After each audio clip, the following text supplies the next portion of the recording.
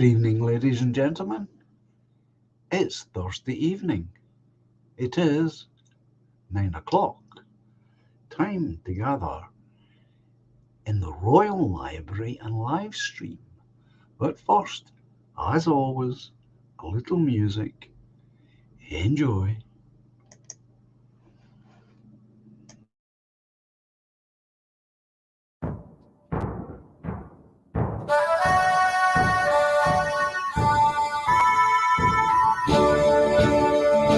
We are all the heirs to Scotland, as a nation proudly stand. We will march beneath her banners to protect our ancient land. In the glens and cities, there on every street are the living heroes no army will defeat. Let a flag mean freedom and not a battle drum. To the world we bid a welcome in 1,000 different ways. We will toast to long lost friendships as we build our better days. In the glens and cities, there on every street are the living heroes no army will defeat. Let our flag mean freedom and not a battle drum. We are all the heroes of Scotland. We're a nation hand in hand. We will march beneath her banners to protect our ancient land. In the glens and cities, there on every street are the living heroes no army will defeat. Let our flag mean freedom and not a battle drum.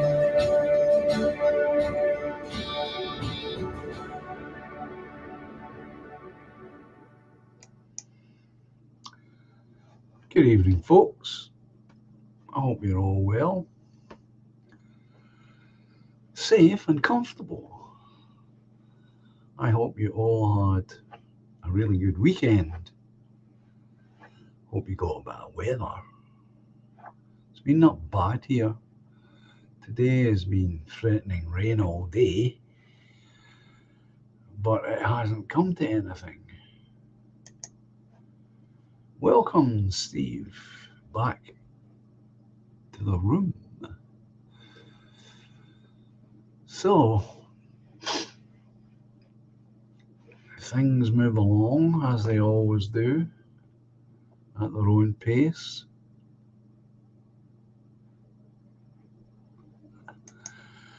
You're a busy man, Steve. I was mooring for Dangerfield. You're a busy moderator, a busy person, high demand. We know why, of course, because you're good at what you do. That's why. Good evening, Trevor M. Yeah, I hope you all had good weekends.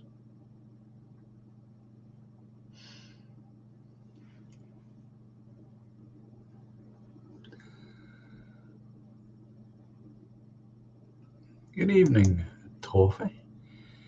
I'm working sorting me dogs out. A never-ending job that'll be. Good evening, October.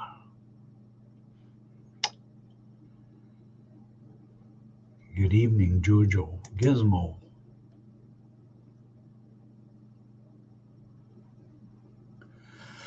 It's been like that here all day, Budgie. It's got that look about it. It hasn't come to it so far. Good evening, Skywalker. Hope you're well. Hope everything in the background is well.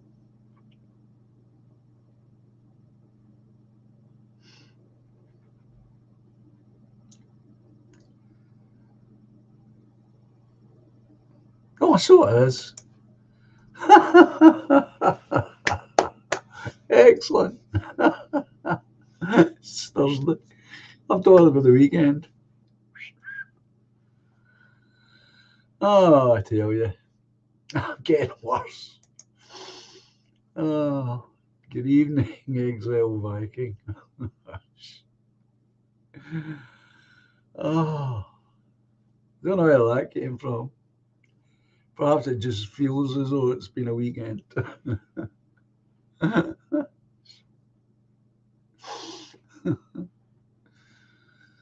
Oh, talk about a bloomer. Ah, how embarrassing.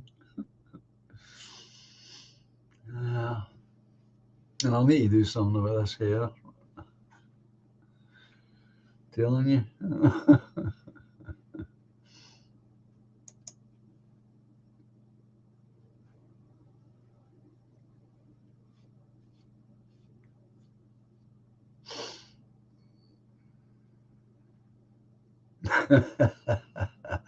Age. I'm like that all the time, John, says Steve.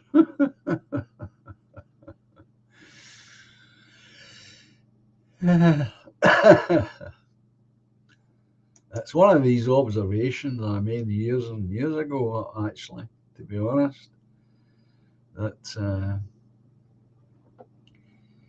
the older you get, the more stupid errors that you make are put down to age until it becomes all inclusive. You know, everything that any error or mistake you make is automatically put down to age. Whereas if you do these things in your youth, you know, nobody bats an eyelid. They may call you, you know, some ludicrous, but that's the end of it. But at my age, everything's put down to age.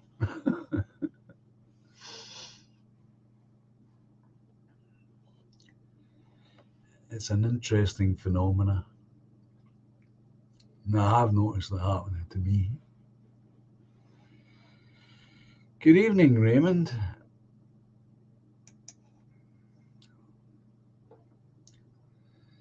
So there you go. Silly mistakes that people make. Can't help. Make silly mistakes.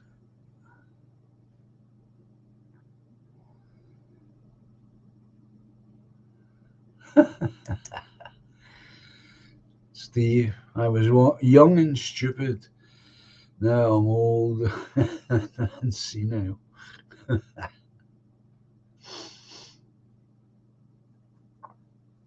Yeah, that's what I'm saying. You know, people just stupid. That was a stupid thing to do or say, and it goes. The minute you get old, it's, you know, senility and yeah, his mind's going and dementia and all this creeps into it. Maybe it is. Who knows? But anyway, I see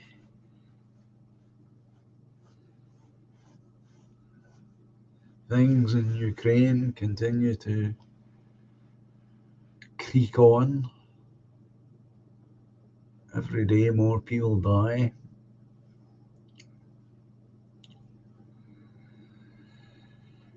Every day the Russians seem to come closer to putting an end to this.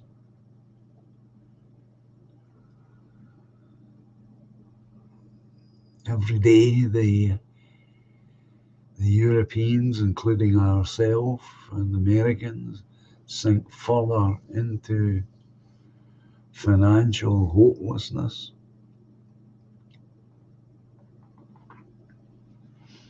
All done deliberately, of course, to impoverish us.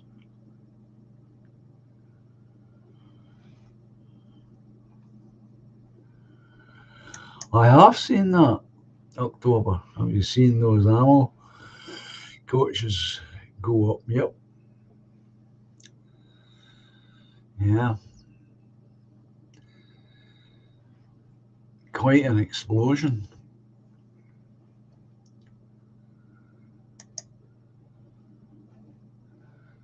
Quite an explosion. There's not a lot I can add to in that's been said because I don't know anything about ammunition or what could have been stored in there and what the likely ramifications would be if it get hit.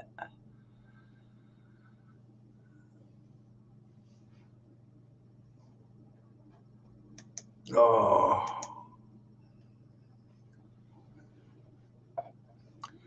Exiled is saying green screen Zelensky has asked for more money from the UK. Now there's a surprise. And miraculously, another surprise, it is available. Wow, just like that. No money for our homeless people, no, but plenty for a phony war. But that's always been the case, Exile. There's always money for war. No matter how small the war, no matter how far away, no matter who the enemy is or is not.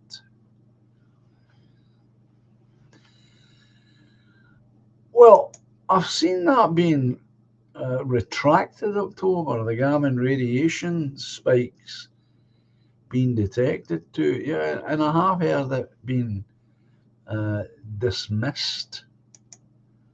Not out of hand, I might add.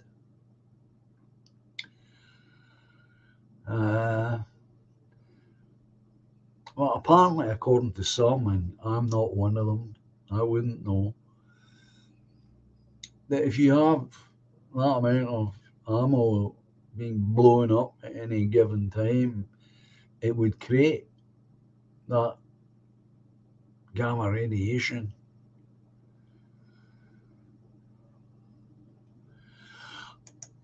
I've heard this from various sources. Also, Raymond, British supplied depleted uranium shell went up supposedly. Yeah, I've heard this. And according to the people I'm watching, uh,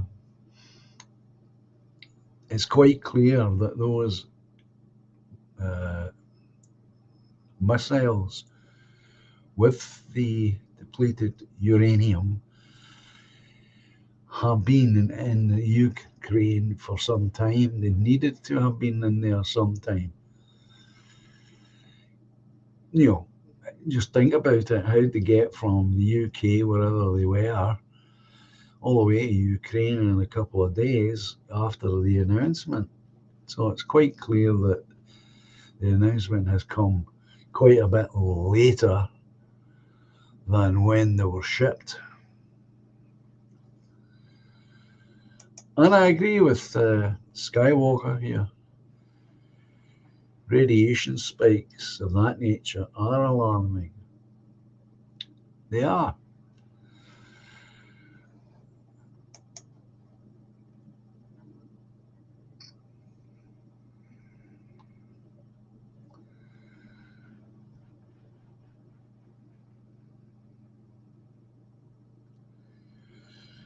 No, we shouldn't have said them, but when would we ever have a say in the matter? Well, they can't because they're part of it, Steve. That's my contention. Our so-called leaders should keep their noses out. Well, they can't because they are part of it. They're all in this big swamp together. I don't even know why any uh,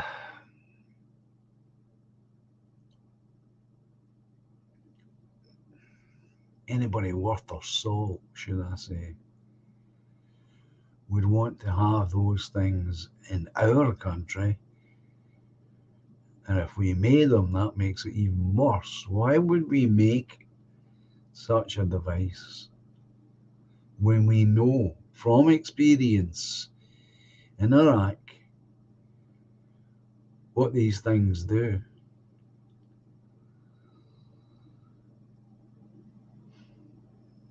Who knows how long it'll last, that devastation in Iraq? All those babies, all those little babies being born highly deformed, and people with all sorts of bad health problems now. Why would we do this? Why would we build such a weapon? It's bad enough we built bombs. Up to a point you can understand that. If we were talking about the defence of our realm, that would be a good reason to have enough ammunition to defend the realm, but those ideas are long gone.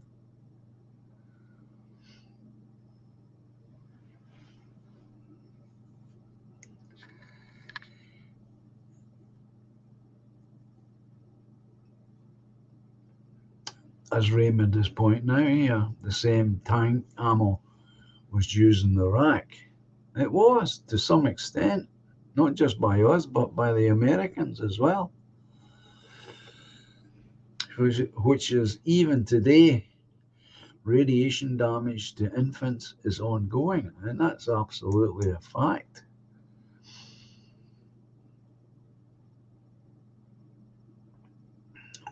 We've lost control of everything.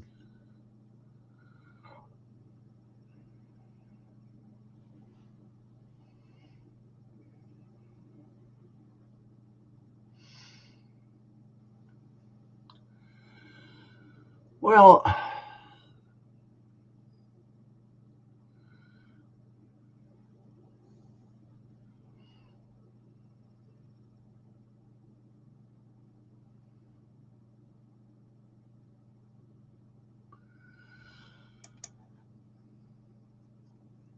a few weeks, that explosion in a Ukraine ammo depot looked like an atomic explosion, says Exiled. Mushroom cloud and the best wave till I found out I got a scare. It definitely looks like those film clips I've seen over my lifetime, and we all have, of an atomic bomb going off. Definitely looks like that.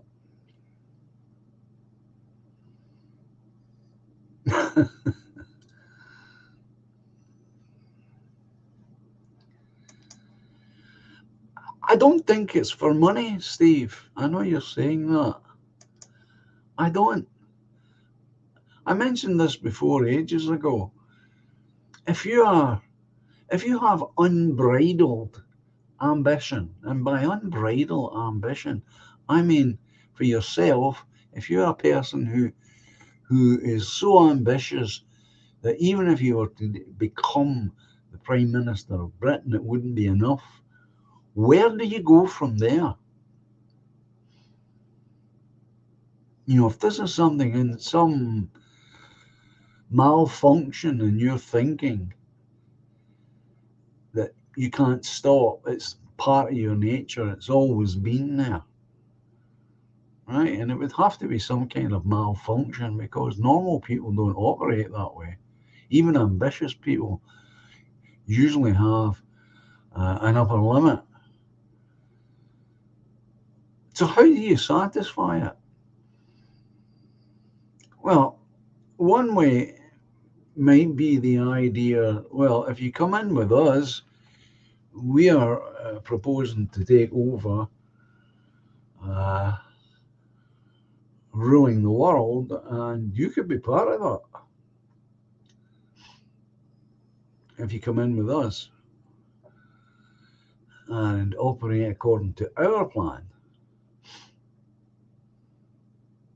Now that defeats any fantastic sum of money you might imagine for someone like that, who has that unbridled, I'm calling it that, I don't have a better expression, unbridled ambition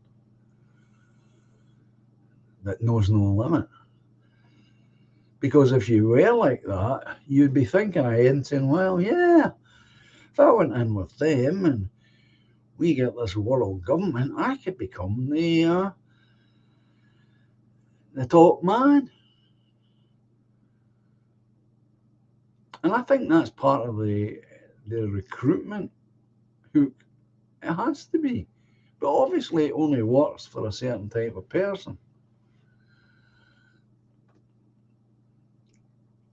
And lower than that, then that's where we have the money selling us out for shackles or shekels, says Steve. And that's where that comes in for lower people who perhaps don't have unbridled ambition, but have ambition and can be bought. And because they can be bought, they can be promoted and trusted to follow the program. But there'll be people in there like Sunak. He can't be in it for the money. He can't possibly be in it for the money. It's about power. Skywalker. Personally speaking, I think we are snookers. Well, I'm going to disagree with that, Skywalker. Well, I kind of figured that one out, Exile, that you were talking about the blast wave that I personally seen a lot of film about.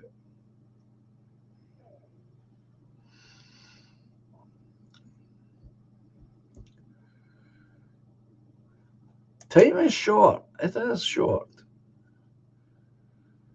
It's short on an individual level and it's short on a collective level. Couldn't agree more, Steve. I could not agree more.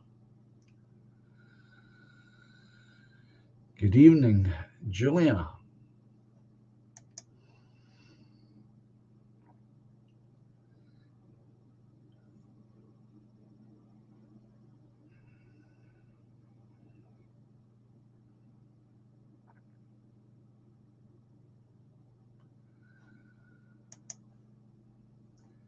Raymond is saying it's commies versus Christian society, and we are the commies. Well, our leaders are anyway. I take your point, Raymond. It's more truthful, I think, more accurate, I think, to say it's good versus evil. We're on the side of good, but we're on the sidelines because we have no power, no authority.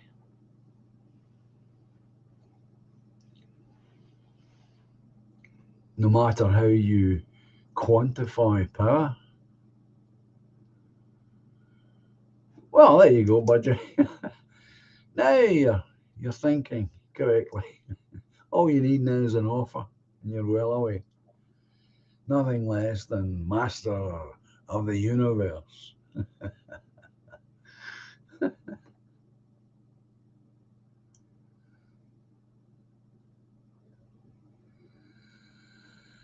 Skywalker, what's this you're saying?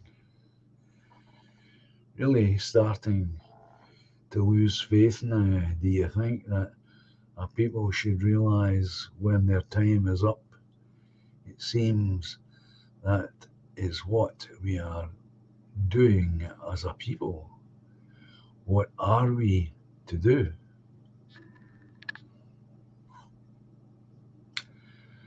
Well, I've laid it out many times, and I can only give you what I think.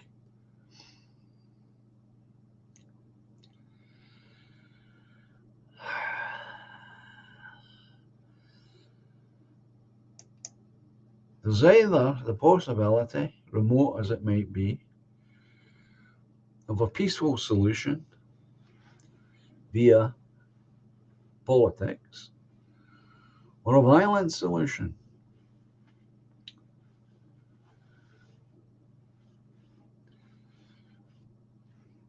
But even if you want to contemplate the idea of a violent solution, you're still going to. Oh, there's Scott's Armour. Good evening, my friend. It's nice to see you here again. Enjoyed our conversation the other night.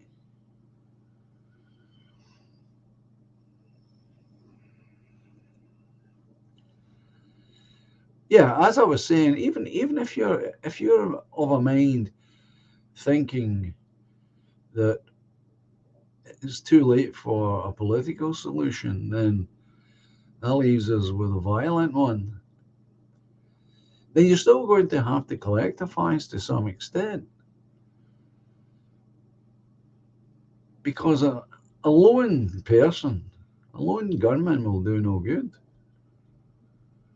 You will need to be organized like an underground army with leaders and objectives and strategies, tactics. All that will still need to exist. Otherwise, you will fail and get a lot of people hurt and killed and to no avail. That's that's how I see it. So if you either route, you're going to have to everyone, and I mean everybody, no matter what age or gender, although there is only two genders, um, are going to have to come together, work together, coordinate together, organise, no matter which route you take. You can take one route while you're working on the plans for the other route. There's no barriers to that. You can play three roads if you like. You can take, if you want to separate them, I don't see them necessarily as being separated as such. You've got the political possibility, you've got the violent possibility, and then you've got the opt-out possibility.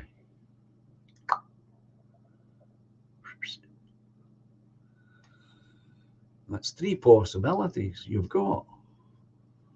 Each have their advantages and each has their disadvantages. But they all have one thing in common, folks. And that is you need to do more than sit in front of a computer and listen to people like me.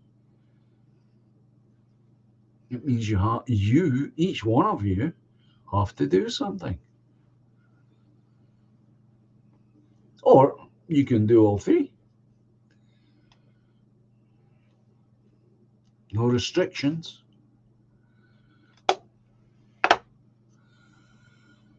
What cannot happen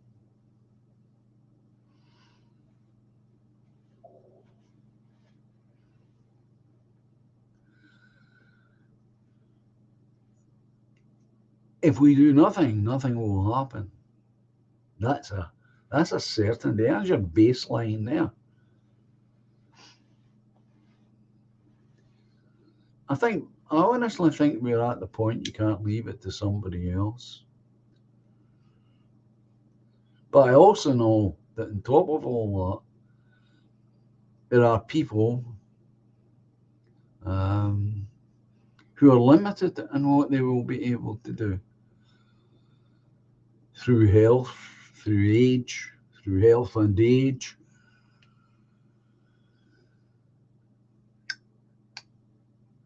But I think everyone can pitch in something.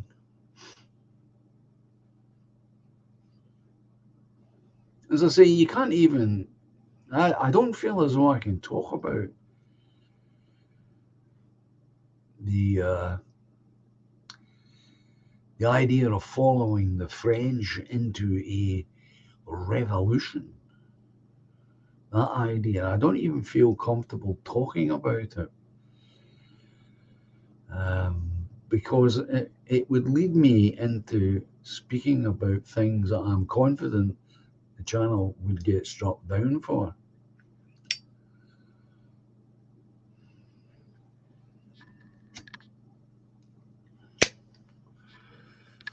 I mean, how long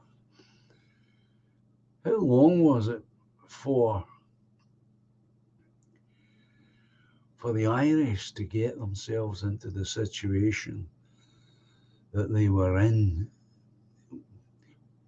when we all lived through what was called the Troubles?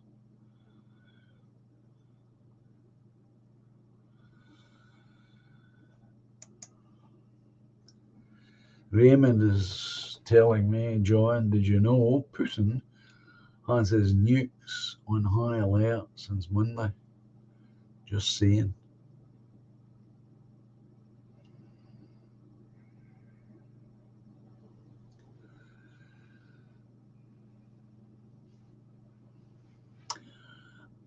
If I were in his position and he's got to know more than I know,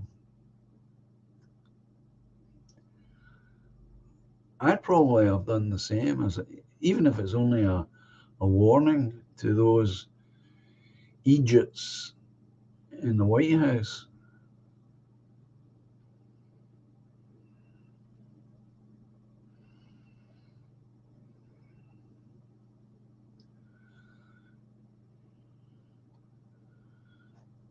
What's this you're saying, Skywalker? I'm not getting at you. No, I know. And I know all here are more or less in the same field. No, I know that. We know that, Skywalker. We've got to have these discussions as best we can. It's just, I'm making all of you, remind you, all of you, that you've got to be awfully careful. And it's become worse in the last couple of years.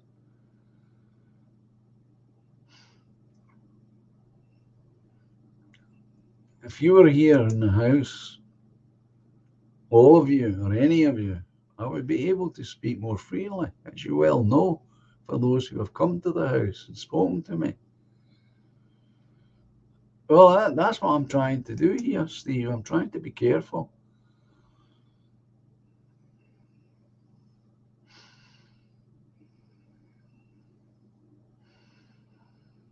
Well, that's nice to know, Scott's Armour.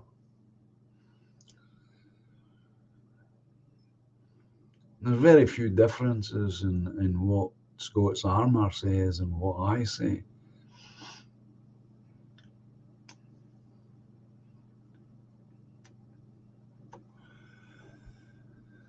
We're in a crusade, folks.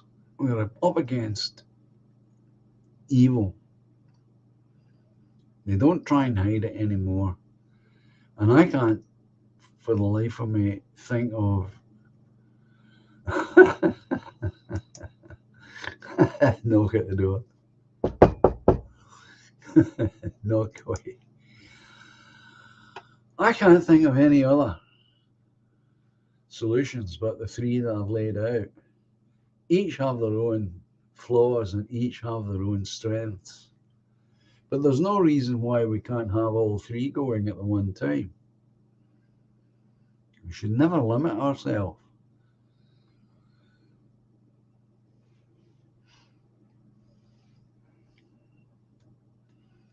That's my philosophy.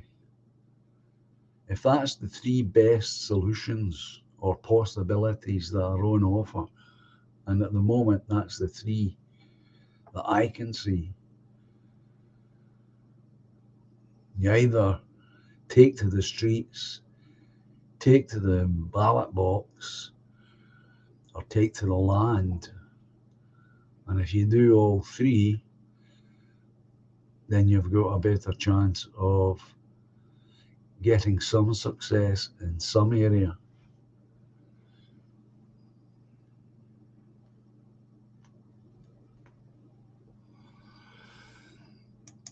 Well, that's why I'm trying to be careful, Exiled. Doing what you explained there makes people terrorists if they take that path. I know. That's why I'm being careful. I don't want to be accused of inciting people to action. This is not a call for action. I'm laying out what I see as possibilities. I've said this, and I think I said it when Scots was on. I think there is an intervention going on here, a big intervention by the Supreme Creator. As the eagle stirs among the young, so does God among the nations. Keep upright, be upstanding, show courage. We will endure, we will overcome, we will heal, and we will rebuild unified as one under God.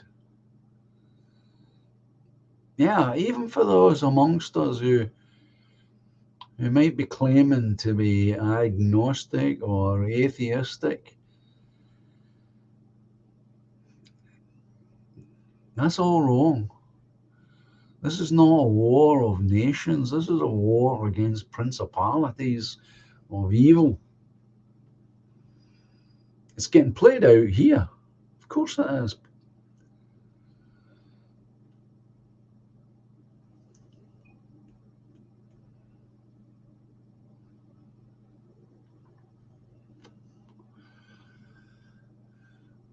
Essentially, it's evil at work. You can't call it anything else. Look what's happening just in schools alone. Here in Scotland, for goodness sake. Children being deliberately confused to such evil ends.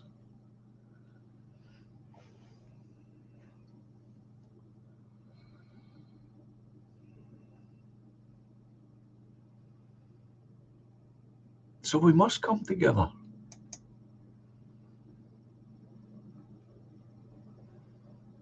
It's not just a question of saying it.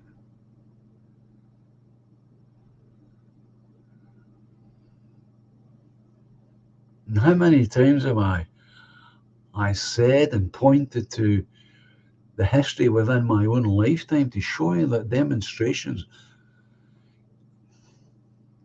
they're allowed because they produce nothing. They never have. They never will, unless you've got a receptive government. But if you've got a receptive government, you should never get to the point when the population feels the need to protest against you.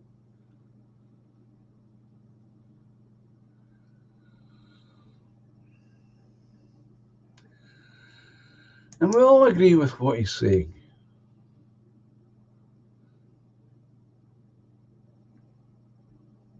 I can't describe it any other way than the way I've been for long enough now. This is a war against evil.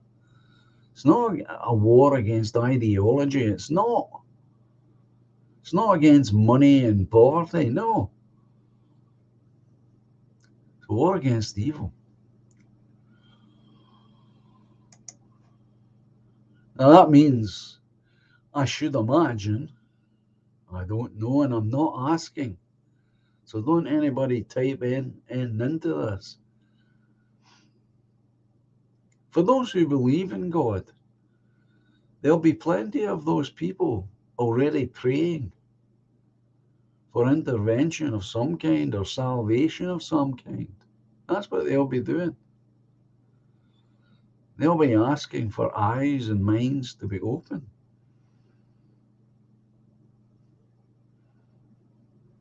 But I think we're already seeing an intervention in Russia.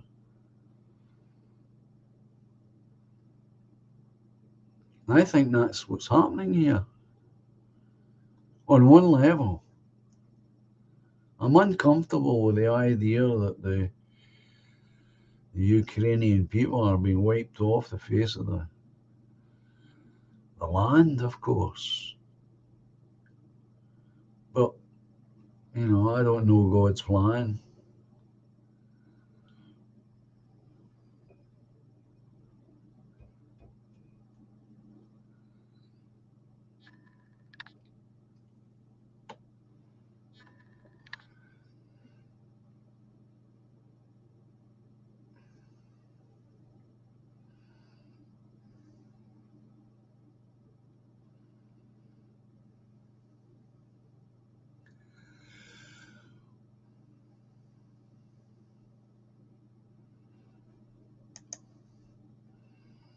Most revolutions need the youth, says Raymond, i.e., students, etc., on side. Well, they need numbers. Youth have the energy and zeal. Usually they have the zeal. But unfortunately, this generation is being spoon fed the wrong kind of zeal, as was the generation before it. From many, many problems. You all know that.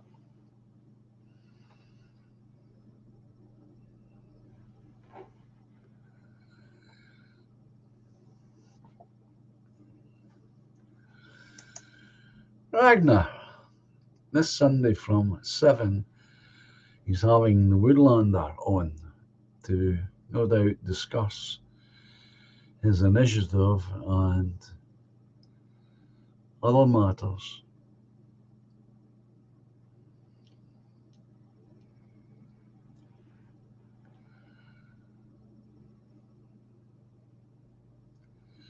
And there is Scott's Armour's link.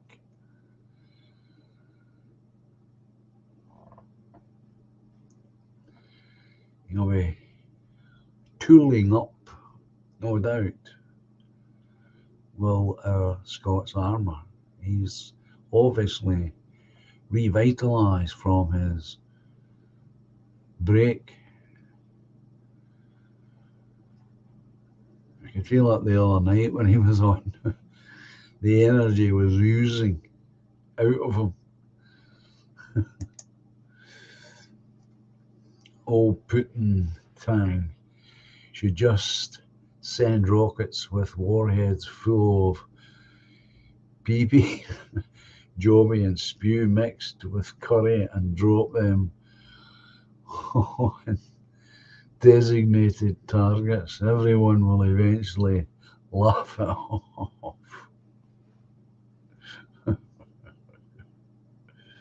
Oh dear. I tell you.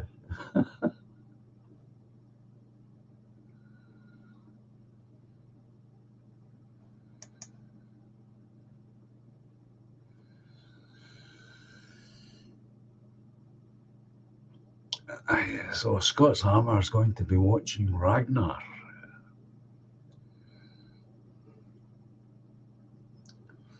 Well, I think we're all keen to hear the details of this initiative when it's ready.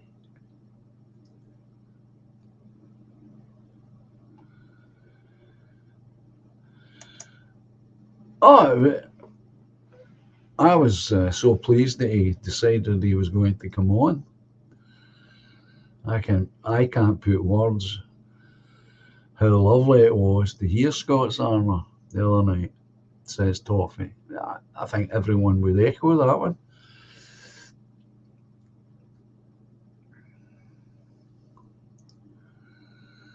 I think we would all echo that.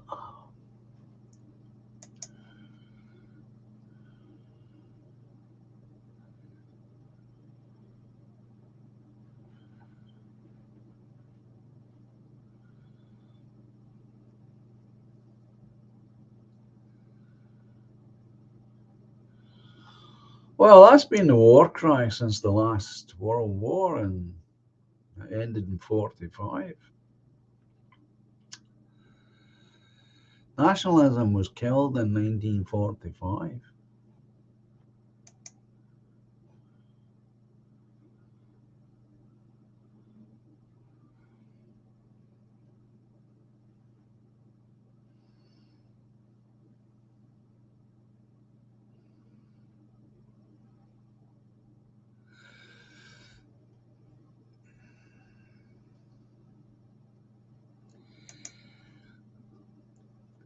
All you have to do is say the word Scots, and I'll put a link in for you. I believe it was in the book of Enoch. It talks about in latter days where people will be filled by demons and ungodly spirit in groups. They will be savage like and be known as legion. Now there's a word that we've all heard. We are legion. Perhaps they just lifted it without much thought, who knows?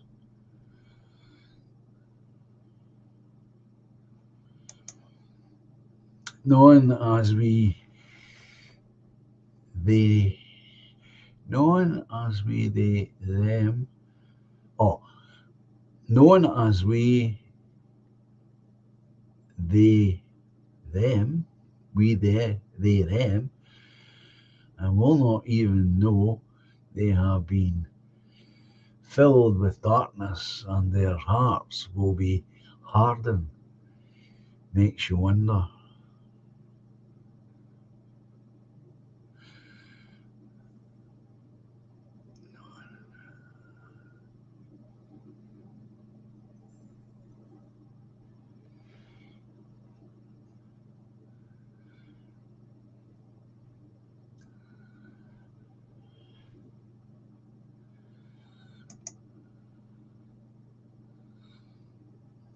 Yeah,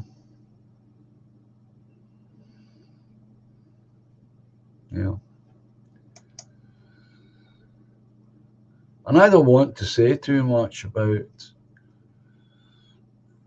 the Woodlanders Initiative until we get more information. I'm keen on the concept, certainly. No doubt about it.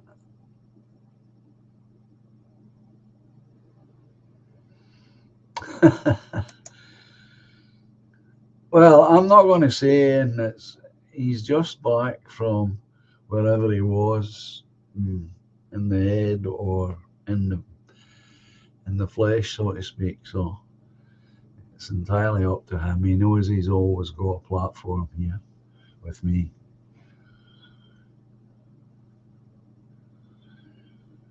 Whoa, Budgie.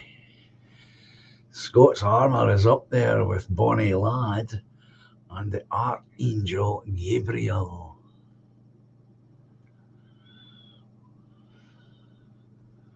Steve is agreeing with you, Budgie.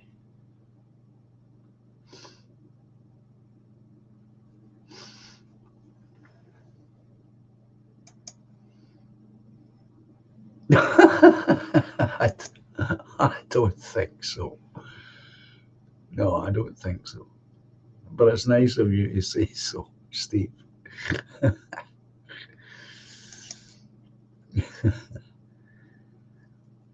It's nice of you to think of me in that light. But never mind.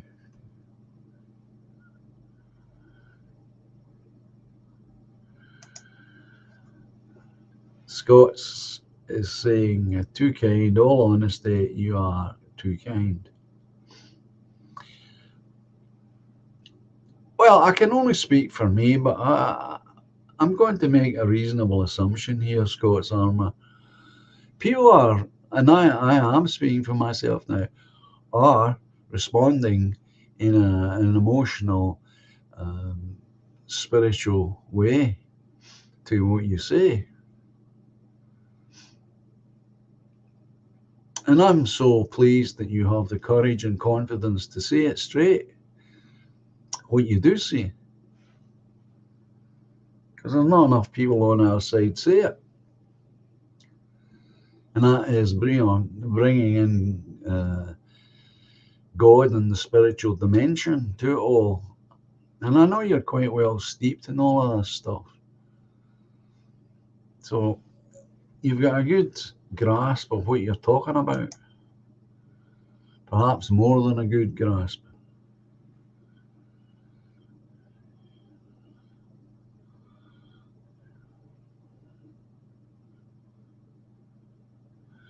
Well, as I said before, and he said it again today, Toffee, Woody's new initiative is the best thing I've heard in years, says Toffee. Unfortunately, I'm a bit of an antisocial kick-off merchant, so people wouldn't want to live around me.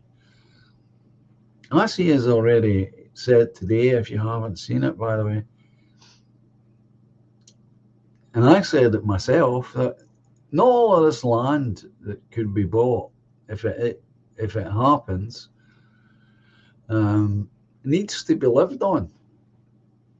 We need recreational places that we might want to keep simply because they're beautiful. Not necessarily places for folks to settle on.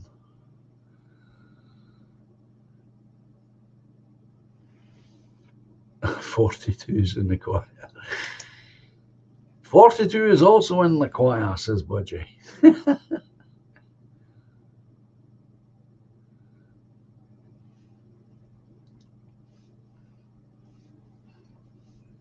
And that's why you have to keep an open mind in all this. Let's wait for the detail on the website.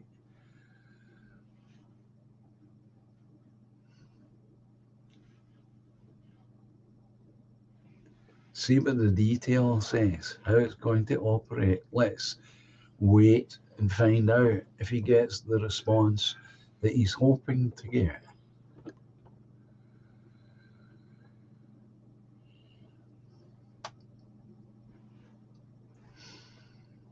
I hope he does, but we'll see. Time will tell. Oh, there's Parker. Good evening, Parker.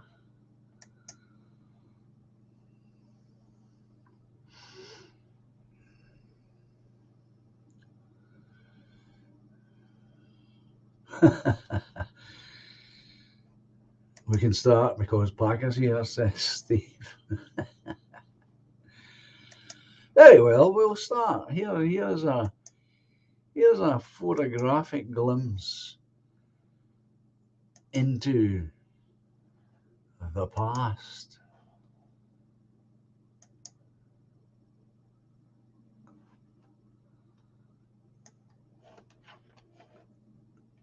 If you haven't seen it, this is the 1920s in London.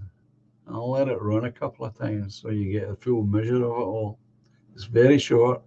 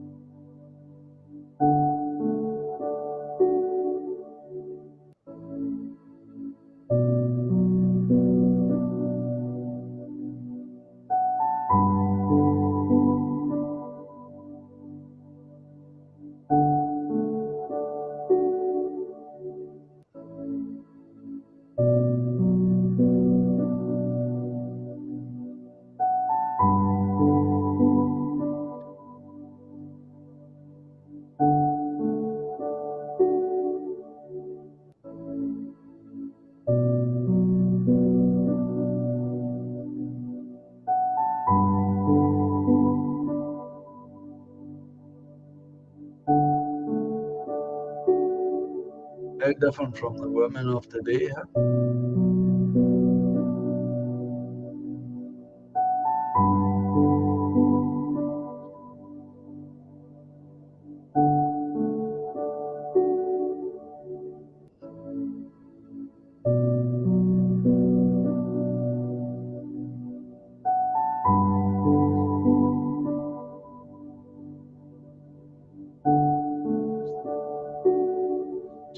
much has changed.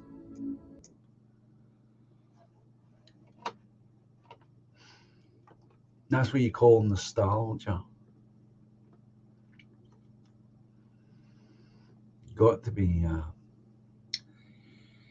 very careful with nostalgia. It can be dangerous.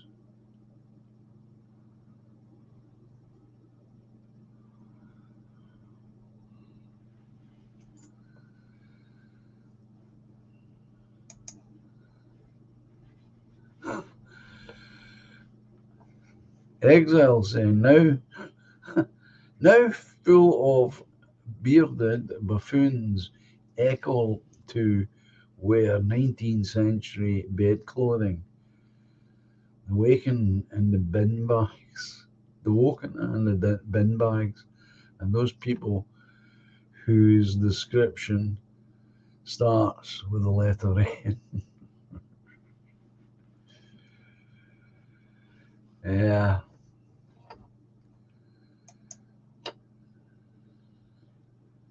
I actually didn't need the help, Excel, but thanks for the help. I didn't actually need the clue.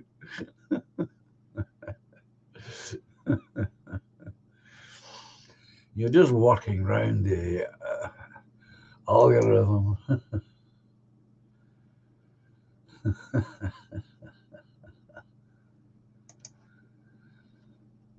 Yeah, doesn't it?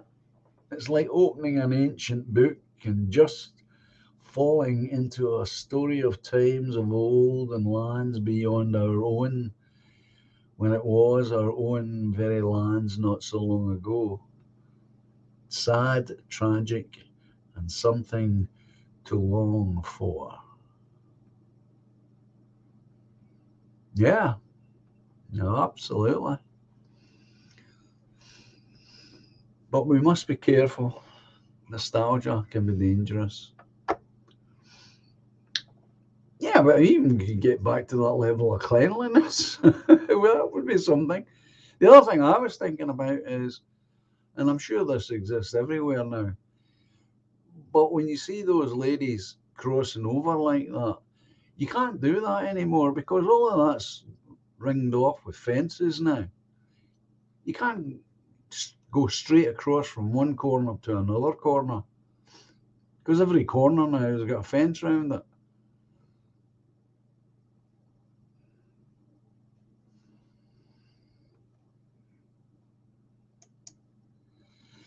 Oh, public decency too, John, says Scott's Armour. Well,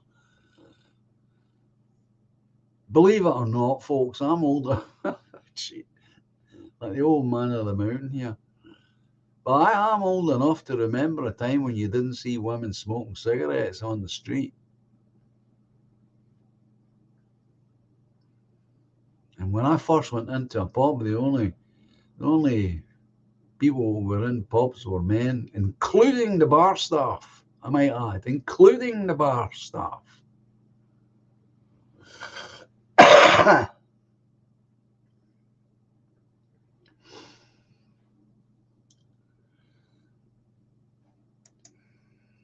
All of that has changed in my own lifetime. I went to see Planet of the Apes round Hay Park in Leeds in the 70s. They actually had black men in the ape costumes, and I have a photo. Them damn good days, them. Them damn good days, them.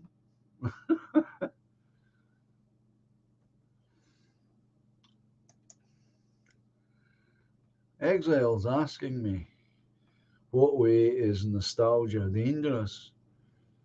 Because it leads you, in my opinion, if you spend too much time with nostalgia, it leads you to overlook the drawbacks of every age, and every age had their drawbacks.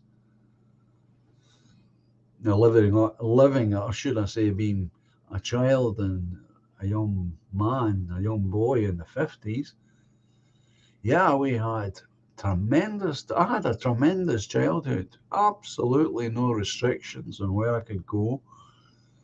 As long as I was in for the meal, so long as I was in when the street lights went on,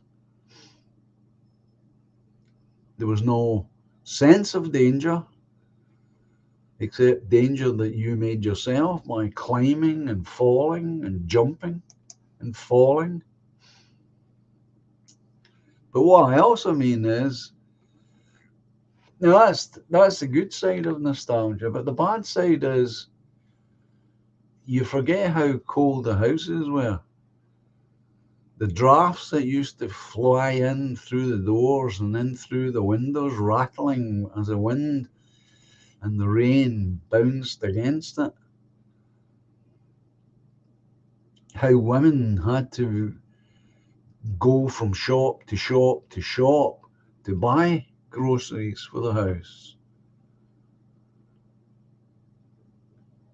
Now, perhaps the shopping thing wasn't so much of a chore,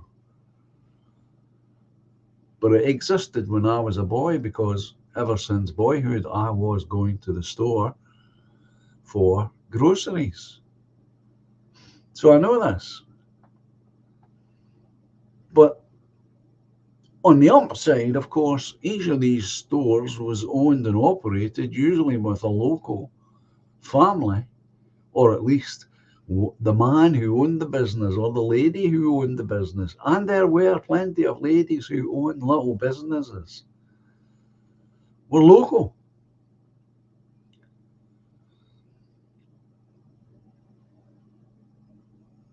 And because there weren't cars around, the roads and the pavements were much safer.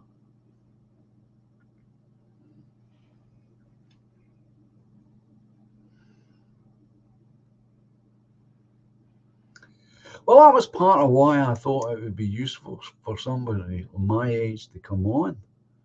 Scott's what you're saying here. Possibly best viewed as something great to be used as evidence, to motivate and to showcase better standards, excellence, and a sense that we can do even better than times of old. That's my view. I don't want to go back to those windows with their rattling in the window when the wind blows and the drafts are everywhere. The curtains are blowing like sailboats. And the old lino on the floor would be rattling up and down as the wind howls through the front door of the house, up through the tenement close, etc., etc. I remember all of that. Many people had outside toilets, for Christ's sake. My auntie had one. You went down 3 flights and across a yard, and there it was. I know I wouldn't want to live like that. I didn't live that way even as a boy. Our tenement had a WC in each apartment, but not where my auntie stayed. In fact, not where 2 of my aunties stayed. It wasn't until they were shifted out of the centre of the town into the Bag of Beyonds to the new houses that had been put up that they finally got inside toilets. These are drawbacks. There was no hot water unless you boiled a kettle or a tin bucket.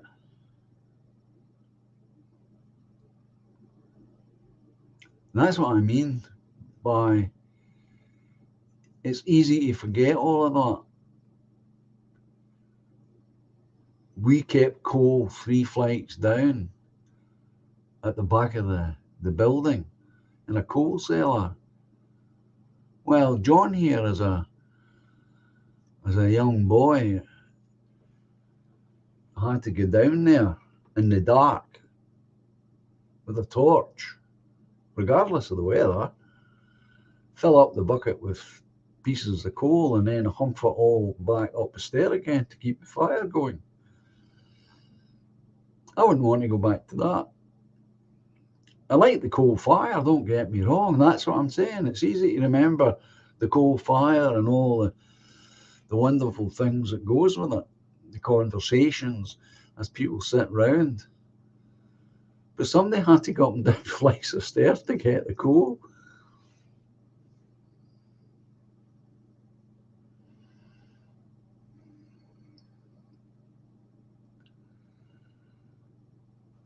I have no doubt that I agree with you, Scott, which in my opinion we most certainly can. Yes, we can do better. I know the difference with having a new door put on my own house here. The drafts don't come flooding in the place anymore. I still got drafts, but not anywhere near what I once had. Do you really want to be without the central heating?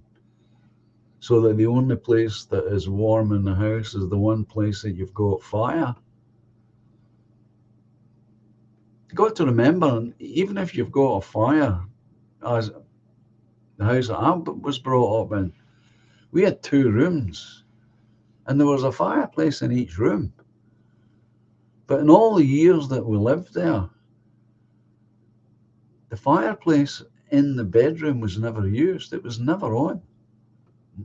Obviously, being a single parent, my mother obviously couldn't afford the coal, the cost of it, of running 2 coal fires.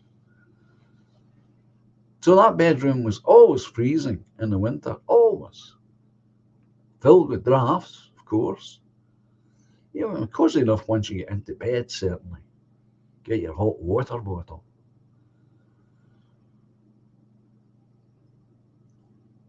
And that's what I mean. It's easy to forget the downside.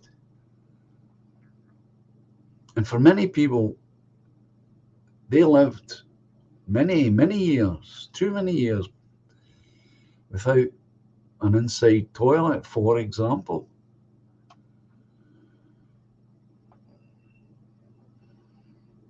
And I never knew anyone who had hot water on tap until a thing called a geyser came along, and you had to buy that and have it fitted, piped into your rising main. You could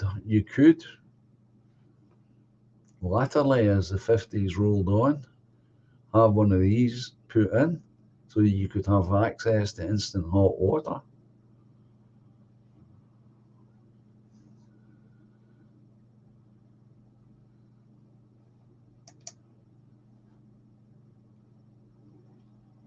But we can make this country nice again. But it won't be a recreation of anything. All we have to do is leave the bad bits behind. And we have, for a lot of these social problems have definitely been left behind. Unacceptable now.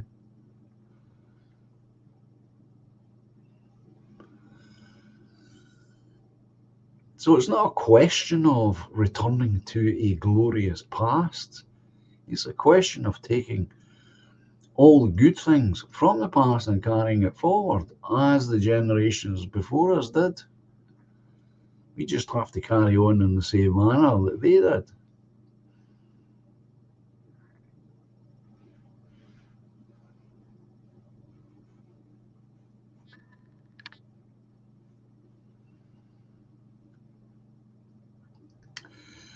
That sounds like a rallying call there, Scott's Armour. Clive then, Clive now, Clive forever.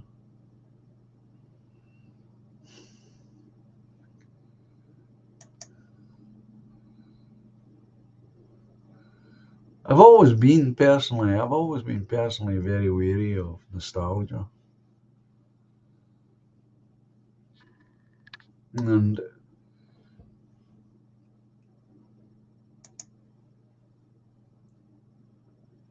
I still hear it, don't get me wrong, I still hear these sweeping generalizations coming from from over 60-year-olds, you know.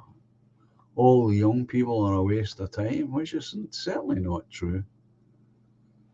But it's easy to say that. It's easy to forget that we were wasters when I was a boy and a young man. There have always been wasters.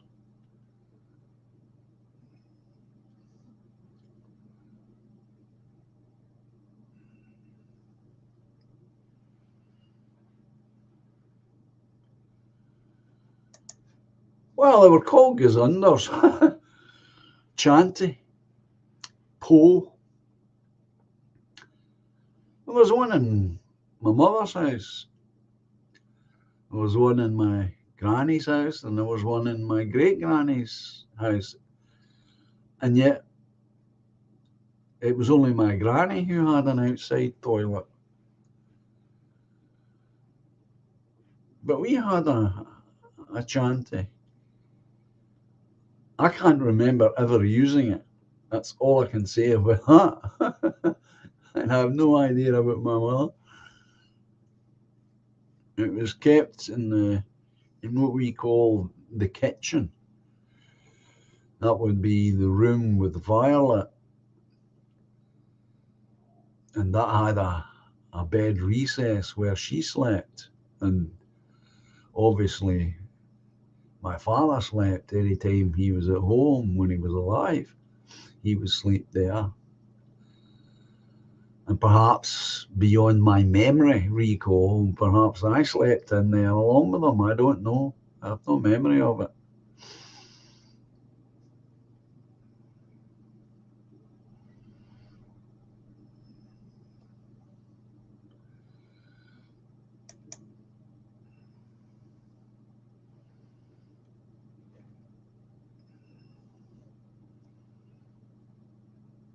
How do you mean you've got no hot water, Steve? Don't tell me you're back at this not putting the heating on.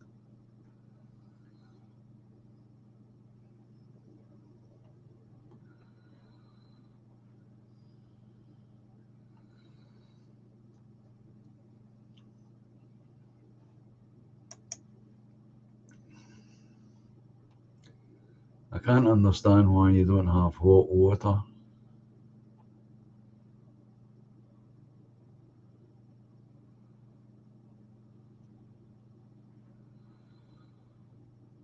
And fine bone china. Good evening, Linda. Nice to see you. Yeah, welcome return to Scott's Armour.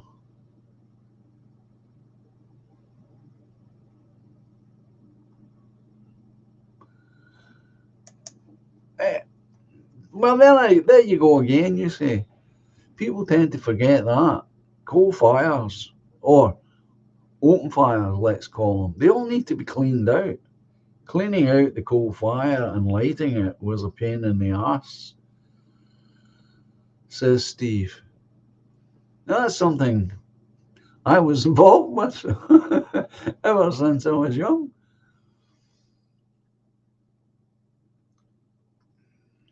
I watched and learned from the only parent I had.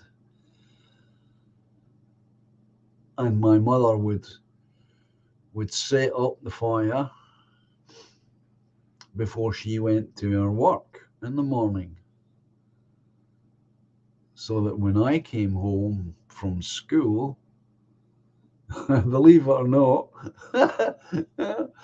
at the age of 7, I'm lighting the fire without supervision.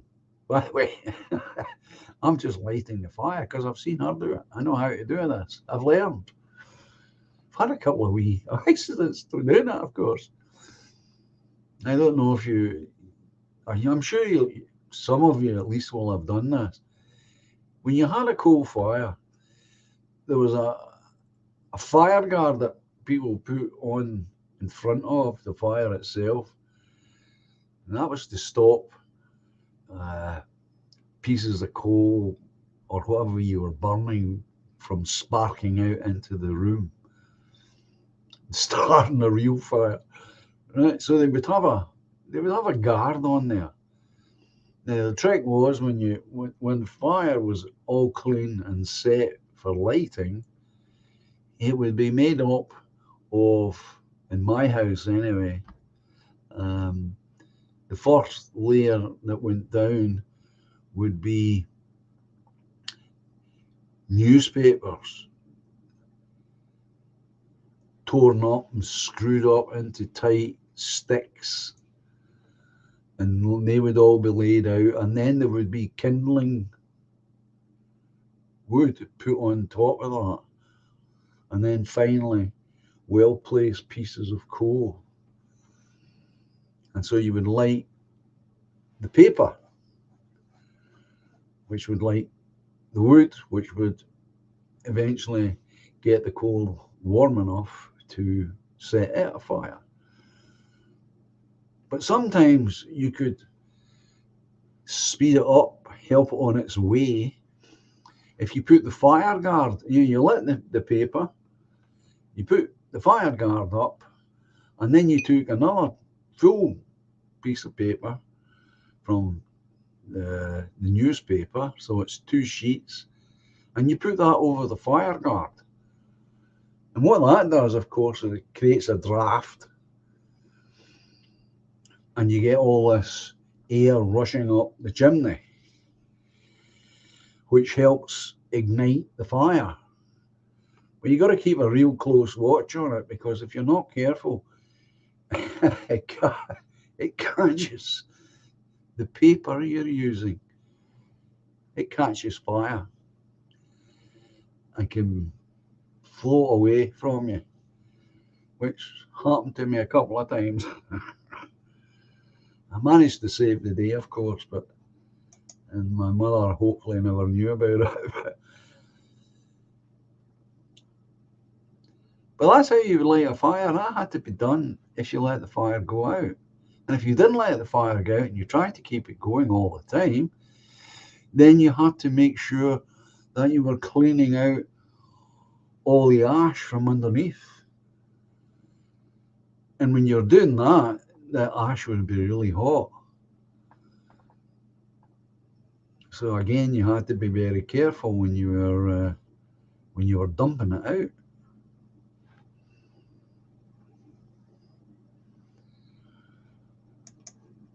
Well, I don't remember using one, but there was one in the house. Wouldn't have called it a chamber pot. That always sounds a bit more of a regal or royal thing, a chamber pot. But we did have a chanty. And no, I don't remember ever using it. There you go.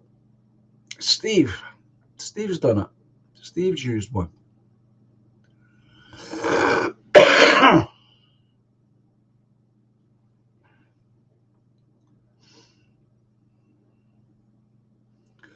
Well, there you go, Linda. She's lit fire. I have my fire laid since last night, she says, but it's not that cold this morning, so I'll save it for tonight. Yeah. Well, as I say, because of the fact I was brought up with a single parent who worked, this setting the fire was done in the morning and was ready for me when I came home.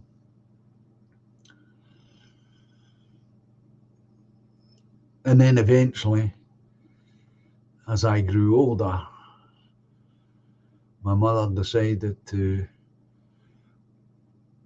for my convenience, she said, it was for me, to help me, she did away with the fire in the sense that she stopped using it and bought an electric fire which stood in the same place. So it was just a question of flicking a switch then.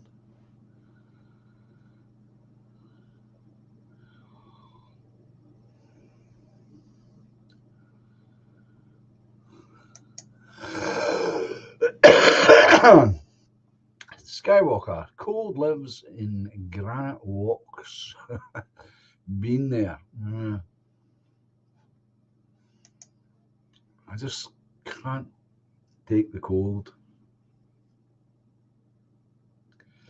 Oh, that's an old favourite back. Again, that's back to this not remembering stuff like that.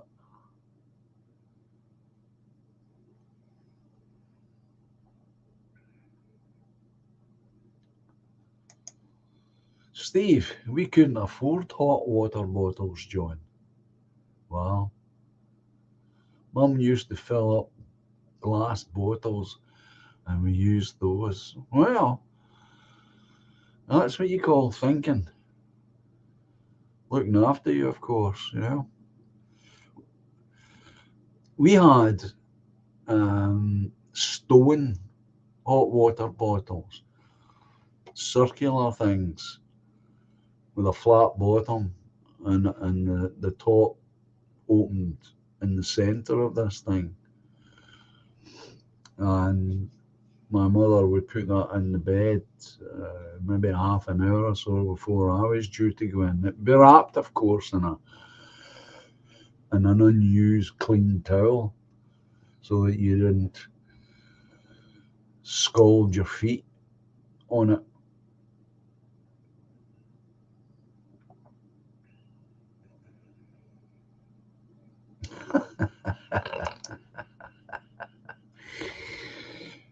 Scots arm. Wait, you guys had windows?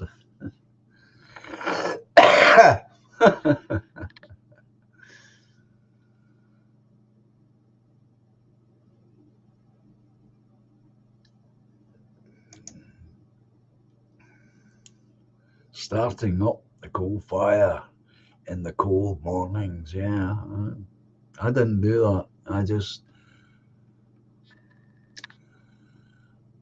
I eventually, of course, me being me, I always left everything to the last minute, and then I would dive out of bed, get dressed as quickly as I could, and I had already had a breakfast given to me again before my mother went to her work. And then I would shoot off to meet my mates and before we headed for school. So that was that. But we were 3 up in a tenement. The reason we were 3 up is because there were shops under our tenements all along the street. And believe it or not, and I get dizzy, I honestly get dizzy when I think of this, what I'm about to tell you. Every now and then my mother would say, "Could you clean the windows for me?" And what she meant, of course, was the outside of the windows, not the inside, the outside. And being young and not knowing any better and having absolutely no fear at that age, and I didn't. You know, when I think about it now, my head gets dizzy. She would give me the cloth, right? I'd put the window up, trying to describe this so you can visualize it. I would sit down with my backside on the window sill on the outside, and with my right hand, because I've got the cloth in my left, I would take a hold of the top of the bottom window, which was put up for me to go through. I'd take a hold of that and put myself on the ledge outside the house. So I'm standing on a ledge, 3 stories up. No safety wire here, folks. And a cloth cleaning 4 panes of glass. And my mother's on the inside. And then, of course, when I'd done that bottom one, and here it comes, folks, I would then put the bottom window down so that now the window is completely closed and I'm on the outside on a ledge so that I can do the top one. Because you couldn't reach it from the inside. Even if you pulled it down, you couldn't reach it. So it had to be done from the outside. So there were moments in this window cleaning exercise when I would be standing on that ledge, unaided. Never thought about it. Never gave it a thought. But as I say, didn't take too many years to pass when I started getting dizzy thinking about it. Insane.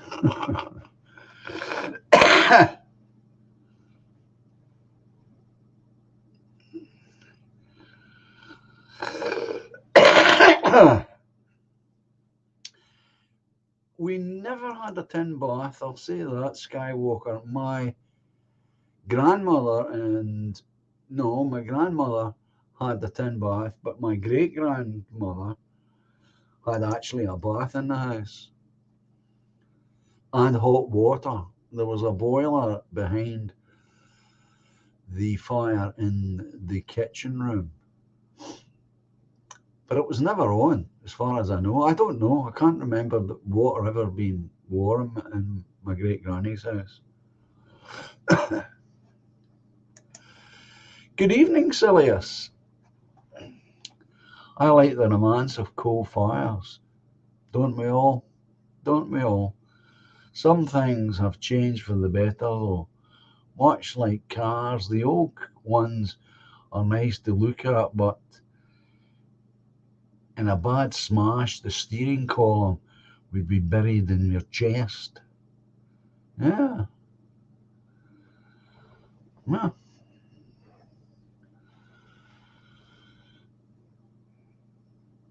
And the old cars that I used to see had little flags.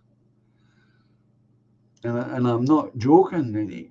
The driver would, if he wanted to turn right, he had a dial and he would switch it to the right, and this little flag on the outside of the car would pop out, indicating he was going to turn right.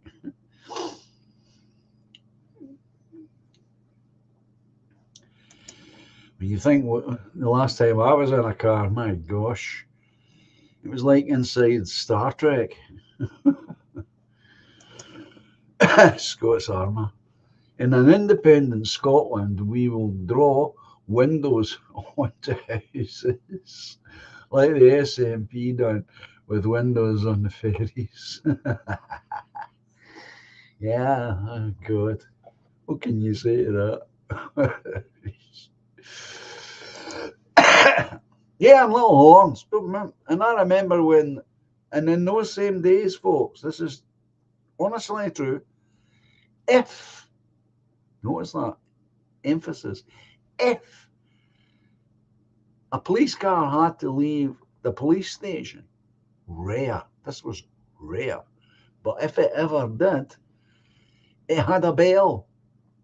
There was a bell on the top of the car, and you see the policeman who wasn't driving, his hand would be out and there would be a rope and he would be ringing the bell using the rope. And the fire service was the same. That's in the days when the men would be on the outside of the vehicle. You would see them. And again, it was a bell, a steel bell alarm that they used when they went out. Again, these things were very rarely ever used.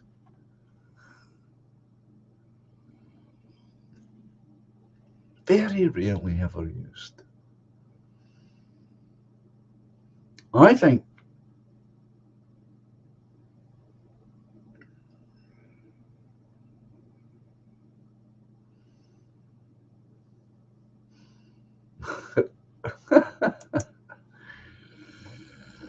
Skywalker sitting in the tin bath beside a coal fire on a Sunday night watching TV before school next day. Total hillbillies. Yeah, nothing wrong with that. Well, as I say, we didn't have a tin bath.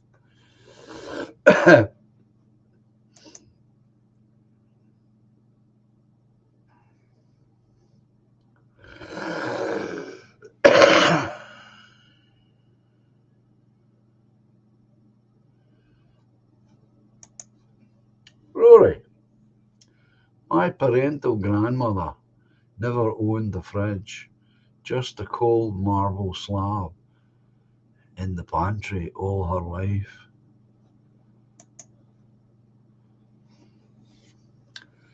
We didn't have pantries. What we had, of course, was a shallow cupboard designed for storing foodstuffs, and one of those shelves would be slate or stone. Same idea. You put milk there, try and keep it cool.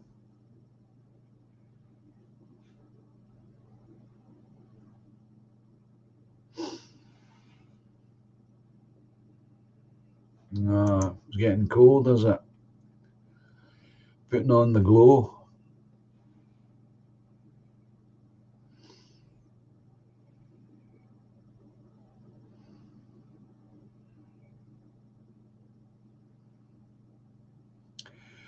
I can show you plenty of evidence of the light tax, window tax, in fact, it was called, as far as I know.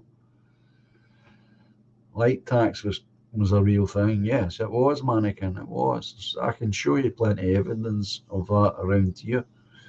Council concentrated up factory workers' windows. They must have got too much light, eh?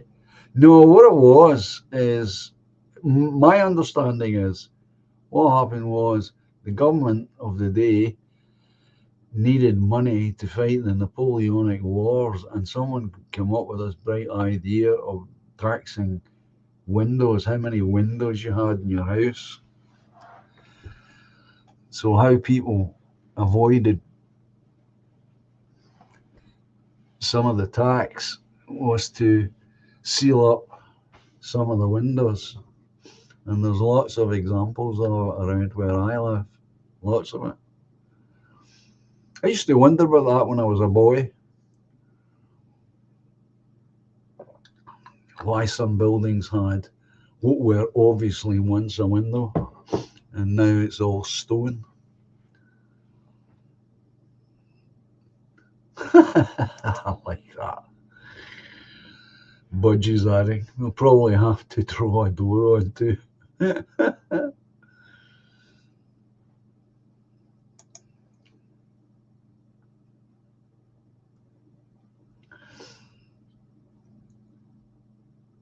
So, yeah.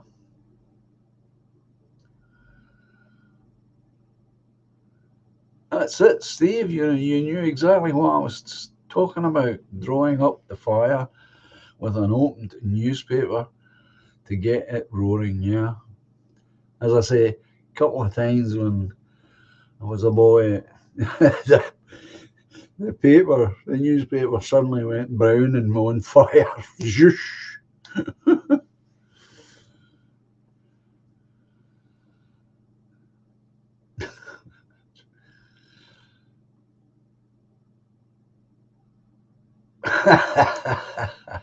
Good evening, William.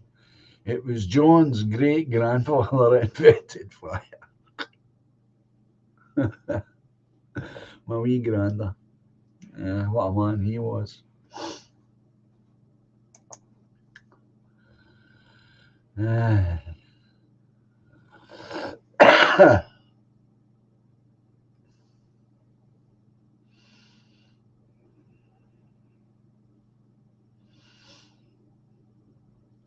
I'm way behind again.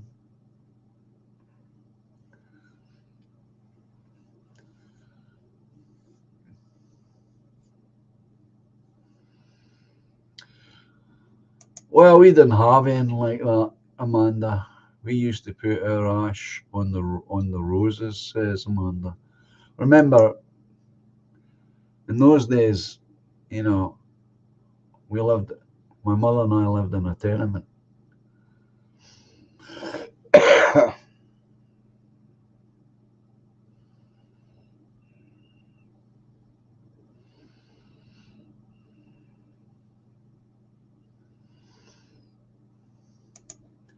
There's a tip for you folk.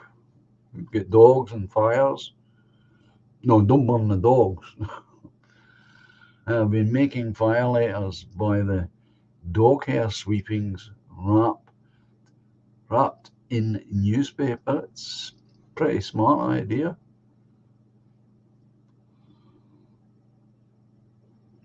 Oh, I'm sure the boys will enjoy that, Steve. Absolutely. I love a campfire mannequin. I'm taking the boys camping soon. Oh, they'll love that.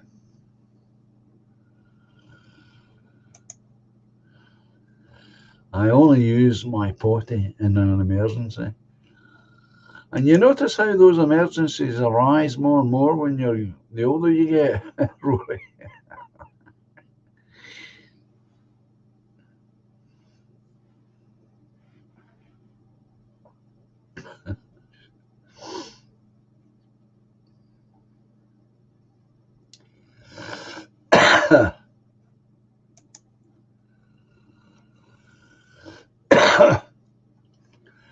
Ah, you're off then, Scott's Armour. Well, John, brothers, sisters, it's been a pleasure. I'm off. I will catch up on the rest tomorrow. Enjoy the rest of your night. Be kind to one another. God bless and good night. God bless you and good night to you, Scott's Armour.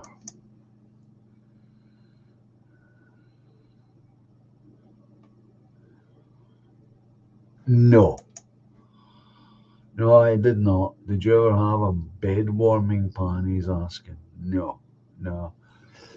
A water bottle. That was it.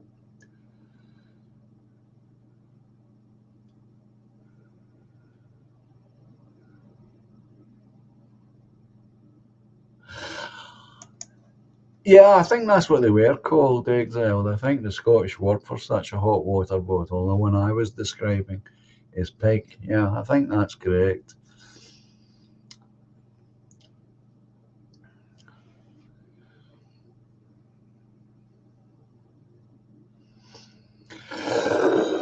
I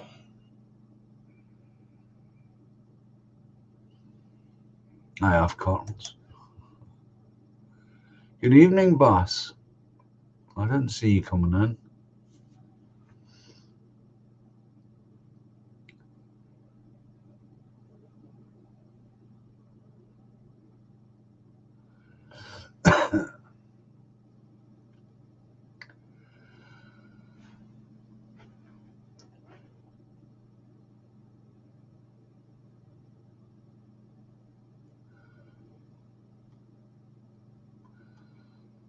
That's a place up here, by the way.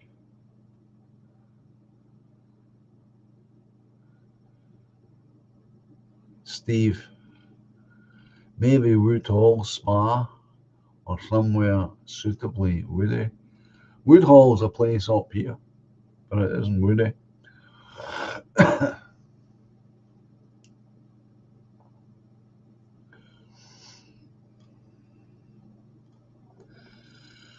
Way behind as usual. Goodness sake, my God, where are you? You're all down here.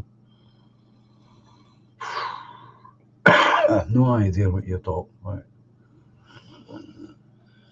Time for another wee short.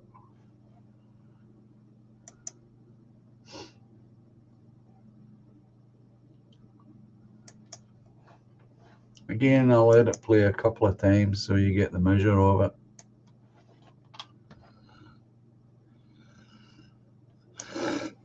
This is a channel that I often watch. It's called Pints with Aquinas. You you told call me Max, and I said, "Oh, did you write this?" And you went, "No, I keep it in my gun safe." So what is this? So I was just speaking at high schools out in Boston, and a parent gave me a little email they got from the Department of Education for the state of Massachusetts, where they mandated for this book to be read to every single kid starting at pre-K throughout the state of Massachusetts. You know, I'll just do a little, when a baby is born, yes. Here's the mom and the dad holding their newborn baby.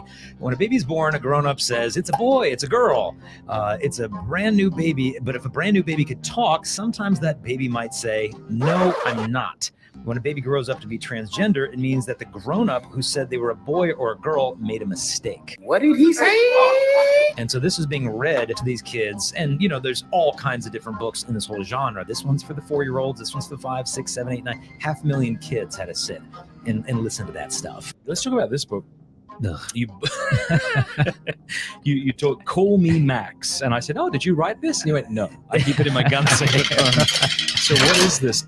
So I was just speaking at high schools out in Boston, and a parent gave me a little email they got from the Department of Education for the state of Massachusetts, where they mandated for this book to be read to every single kid starting at pre-K throughout the state of Massachusetts. You know, I'll just do a little, when a baby is born, yes. Here's the mom and the dad holding their newborn baby.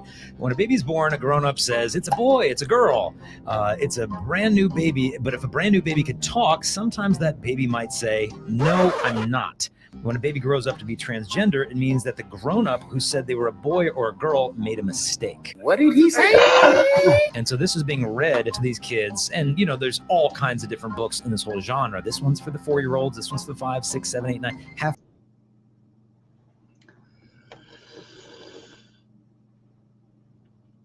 Just thought I'd let you have a quick look at that. What can you say?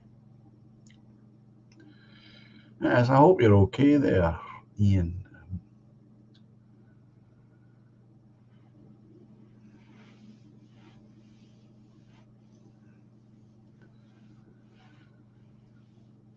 So,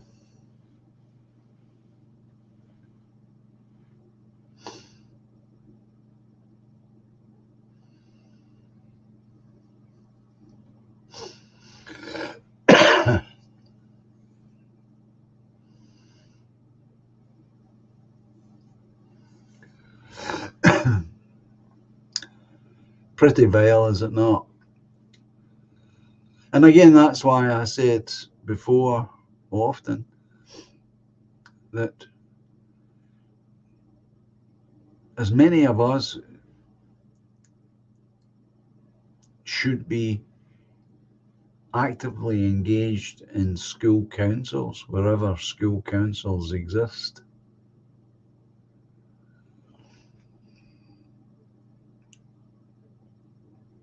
So that you can be perhaps the voice of dissent when that kind of nonsense is being promoted in the school.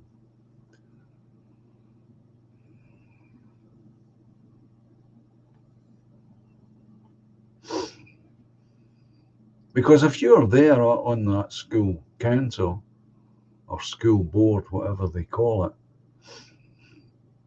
that one voice could make all the difference to whether the material is actually used or not.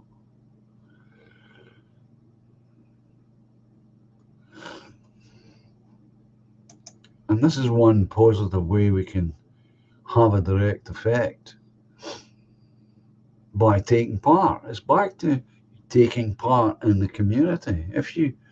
That doesn't mean say you stand for politics, but you could stand for a church council. They have them in England, I believe, or school council. You don't actually have to have a child in the school to be part of the school council, you know. Helps, but you don't need to.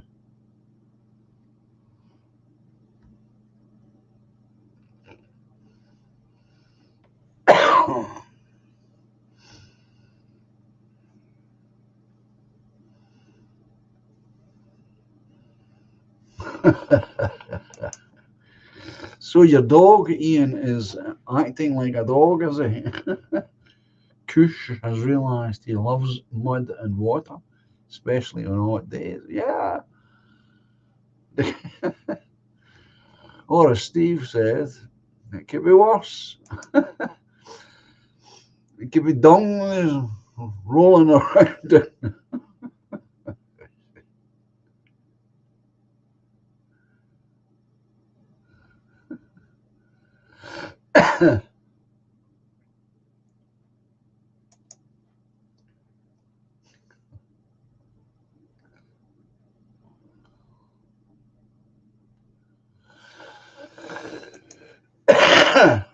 Raymond is saying, as I said,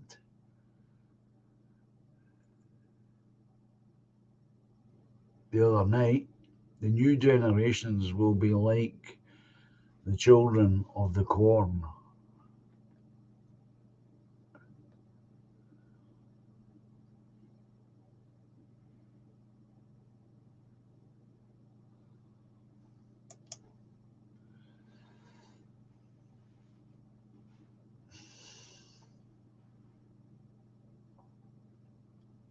So I gotta be careful. You gotta be careful, folks. Rory, my distant cousin, John Winthrop, was the first governor of Massachusetts Bay Colony back in 1629, and a strict Puritan. He would be turning in his grave if he could see it now. Yeah. You don't have to go back that far, do you? Really? I would say in my own case, all I would have to do is, well, even if my mother were alive today with her full capacity mind, she'd be horrified at how much has gone downhill in the couple of years since she's died. But certainly my granny, if I went back to my granny's time, I mean, I do go back to my granny's time.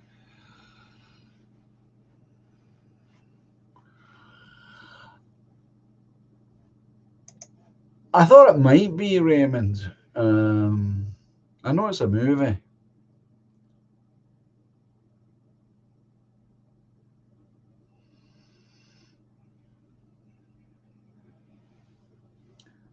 I know that much. I haven't seen the film, nor have I read the book. I've not read a Stephen King book, actually. Perfectly honest. I stopped reading what I would consider to be horror stories probably around 16, because I'd read a ton of them. Again, because I had my own money and I knew where the second-hand bookstores in the town were, I used to buy these kind of things up.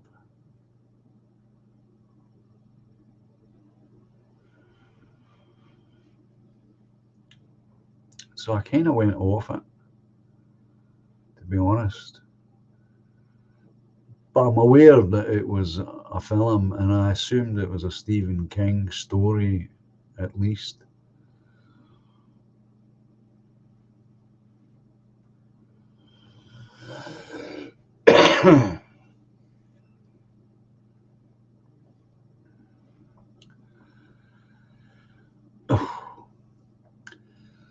So I've got one less. Well, I've got one more, should I say. You can have a look at. See what you make of this.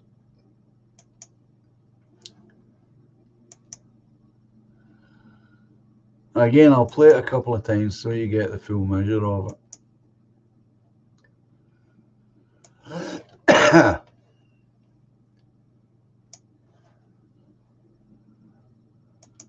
Do you not think that black people played a significant role? Is that fair to white Okay, people? there's no such thing. Like, there's no fairness to white people. This is not a white person's country. Asian people played a significant They role didn't in build building this country. Who built this country? They left Do their you country not to think- come here. Do you not think that black people played a significant role? Do you not think that African Americans played a significant role in building this No. country? How could you? Oh, okay.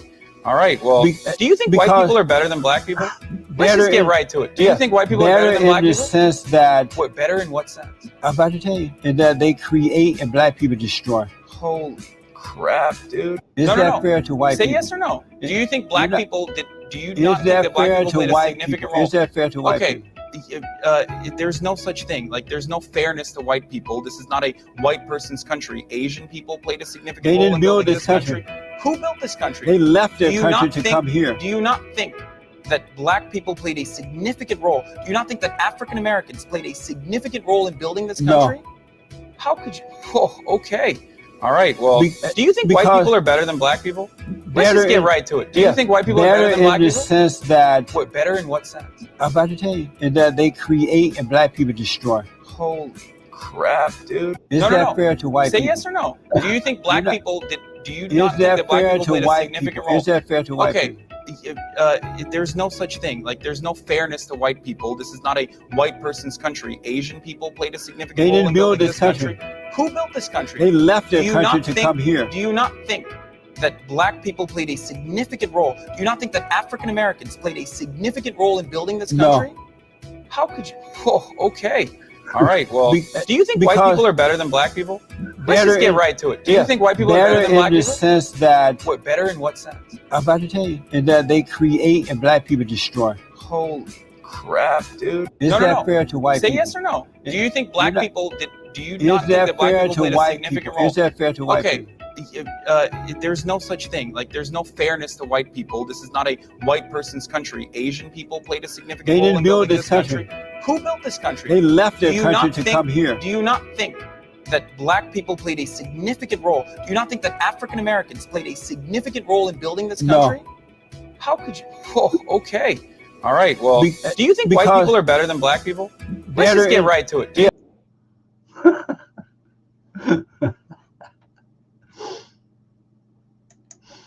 He's hilarious, that guy. And he's serious. He means it. He's not playing to the camera.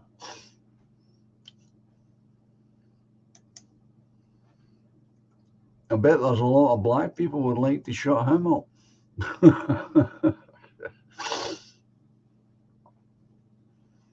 What can you say? There's another channel that I watch, and it's a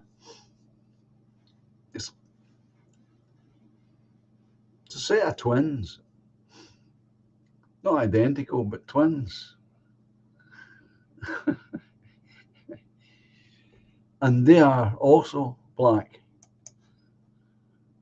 And you hear some of the things that they say about their fellow black Americans. And of course, because they can say so much more in America anyway than we can, and because these two lads happen to be black, they can use all sorts of language that somebody like me would never get away with. But they're not afraid of pulling up other black Americans for their behavior and their attitudes.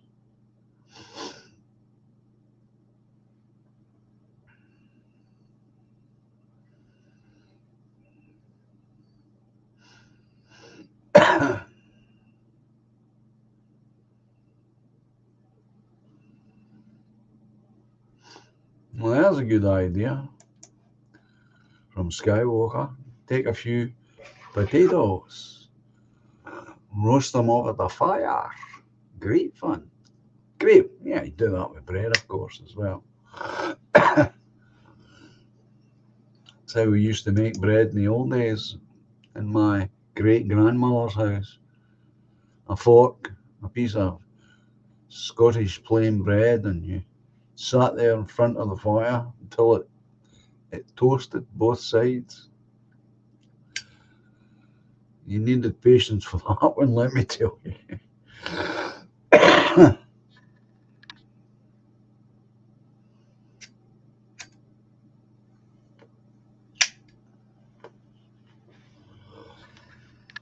Ian said, I like campfire toast. Well, anytime I've had a fire out the back, and I've got one of these fire pits, so-called, I've never actually tried making toast, to be honest. Steve's saying it's the best. So I haven't tasted that kind of toast since I was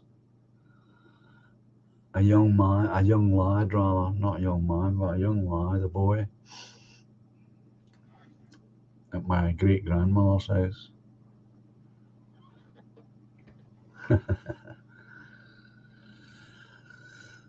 Again, I haven't tried this, Ian, this marshmallow thing. I've never tried it. To me, that's an American thing we've imported.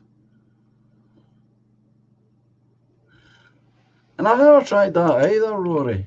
This roast chestnuts. Do you remember the Chestnut Man on telly on BBC? He was meant to be a man on the street selling roast chestnuts, and he would tell children's stories. That's going back a bit, of course, but I remember it.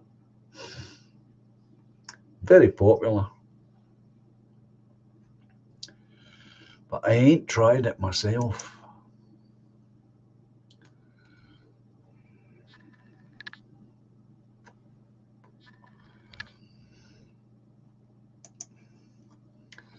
Budgie, a Chinese woman bought a rare breed of dog. Okay. It turned out to be a bear. True story.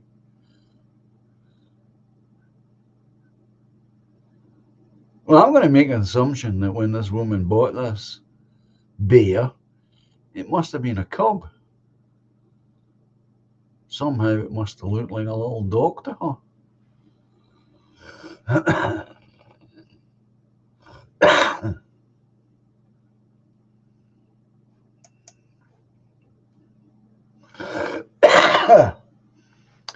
Ian, I first had roast chestnuts in Sicily at Christmas time. They were incredible. A paper bag full. Well, Steve is saying, get them tried, John. They're lovely. We get guys selling them on Lincoln Christmas market.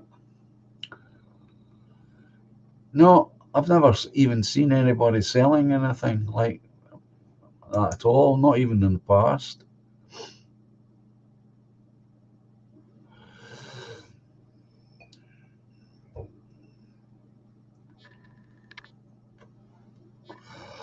Oh, we did this, Bass. We used to have bonfires at the beach, absolutely. Those teenage summer times are going now. Young girls and boys doing their dance. Yeah, well, when I was growing up as a boy, this is something else that my grandmother would do. She would walk us, mind you, walk. We would walk to the beach, well, the shoreline, and we would gather cockles and mussels and whelks, and we'd get a fire going and they'd cook these things on the beach and eat them on the beach.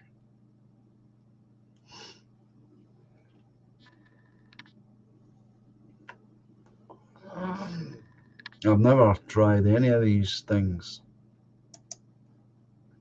Roast chestnuts, he means, of course. Never tried it. Exile, 11 o'clock and all's well. Thank you for that. Right on time too.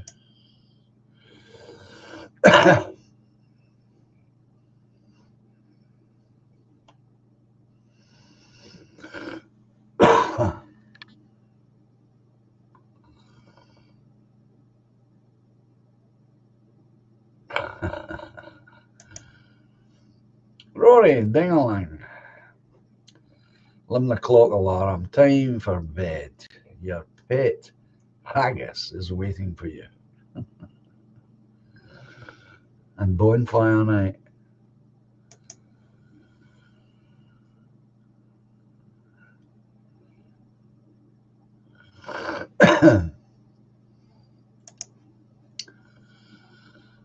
Again, I couldn't say, Ian. I think they sell them at Edinburgh Christmas markets.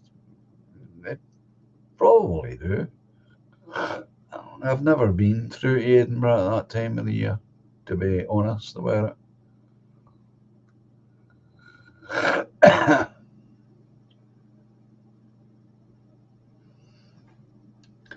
That sounds great, Steve. I can throw a stone from my back door and it will land on the beach. That sounds great. Well, I bet it can be very cold where you live, being that close to the water.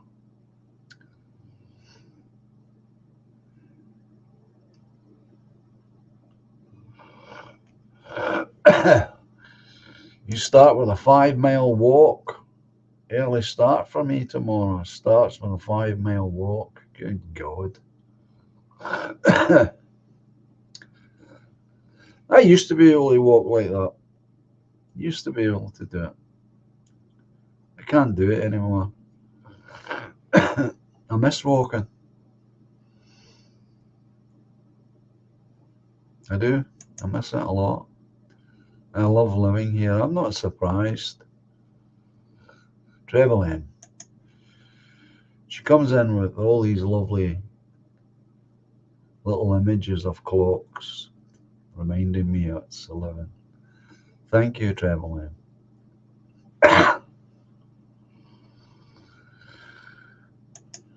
And your yard's from the river.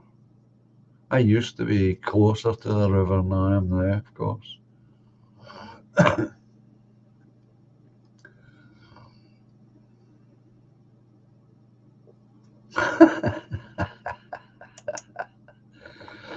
I throw a stone from the back door, says Ian, and it lands in the back garden.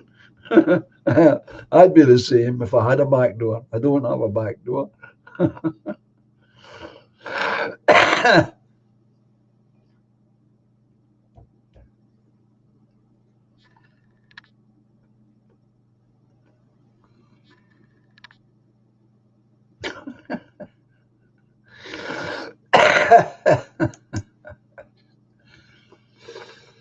Bit of a trek for you, and the place is full of the C word that shall not be named. This has become a thing, this, isn't it?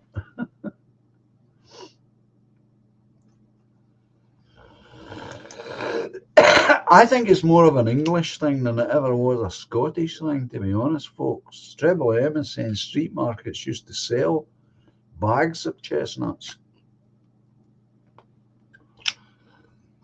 I always thought it was more of an English tradition than it was a Scottish one.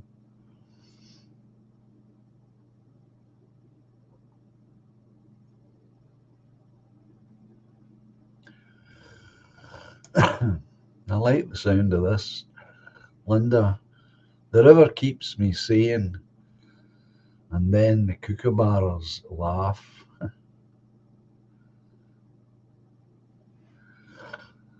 Your nephew's workshop.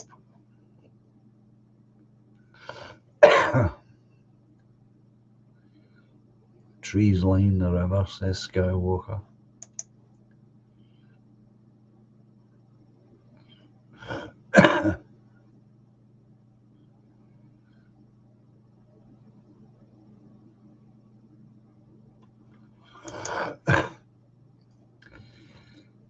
Baz is saying, give me a beach and I can survive from the seafood alone.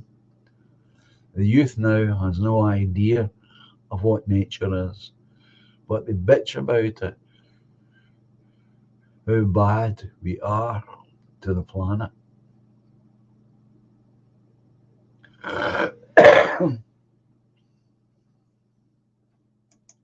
Yeah, and if you know what you're doing,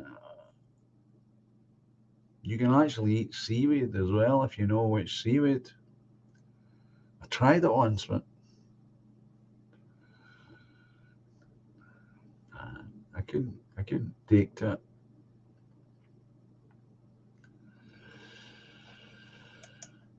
Our river stinks worse now, says Ian, than when I was a child.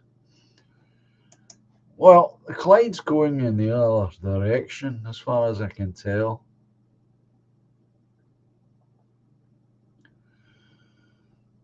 It's not called Blackburn for nothing. Pagan Tree, good evening. All of that, of course, will be a leftover from the mining days.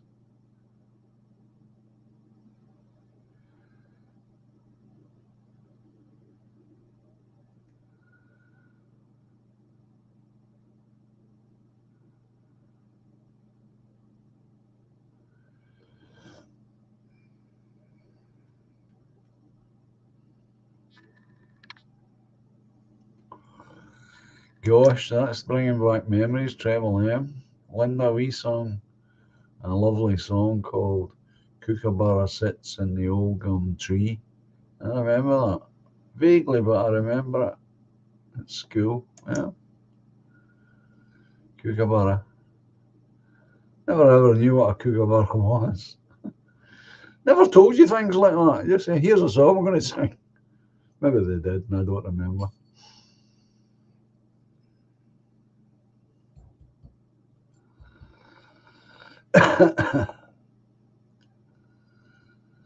It's just after 11, Budgie. I'm beginning to seafood's okay in sushi. I've never tried sushi either. Yeah. 2306, according to Steve.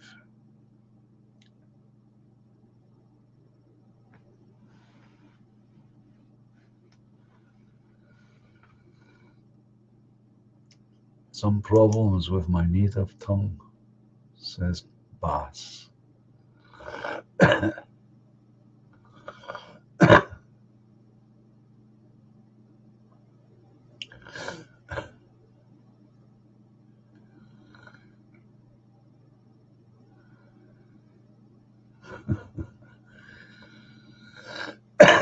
Very good, Skywalker. Nicola Sturgeon. Even the tide can't take her out.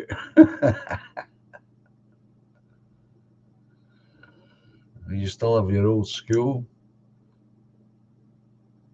songbook. Did you pinch it? Did you just take it without asking? Oh, I love salmon. Oh yeah, I love salmon, but I've never tried it. Sushi.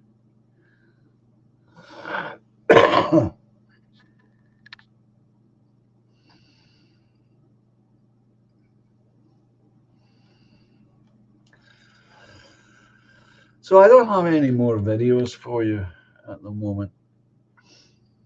And I'm still working on things in the background just to keep you up to date. I am still working on things. And hopefully that'll be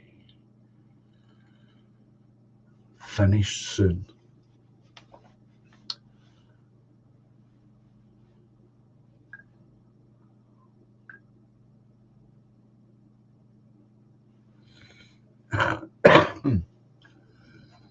Budgie. Give me a bucket of mud, says our Budgie, and I will make you some kebabs. Never tried such a thing. I don't I don't frequent their shops at all. I was only ever in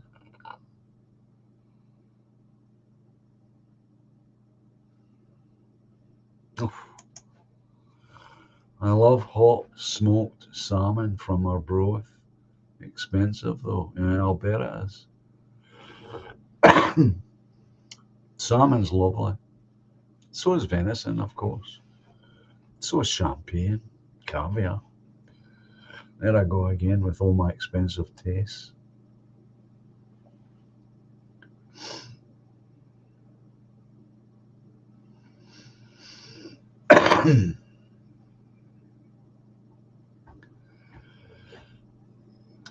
So no, I haven't tried any of that sushi style food at all.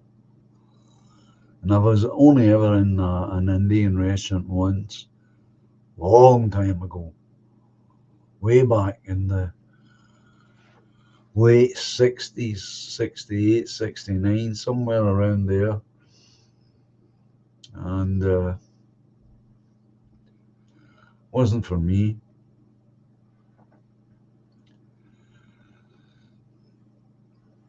Well, I have got a terrific recipe for making a curry at home, which I got from a Pakistan man who had a shop near where I lived once in Paisley. Used it ever since. Brilliant.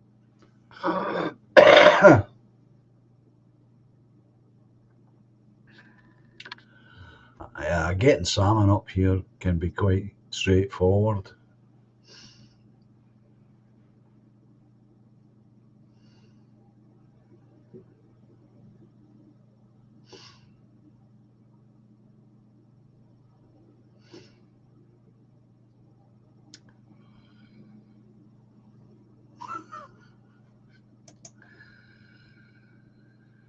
My native tongue has problems with me, says Butchie.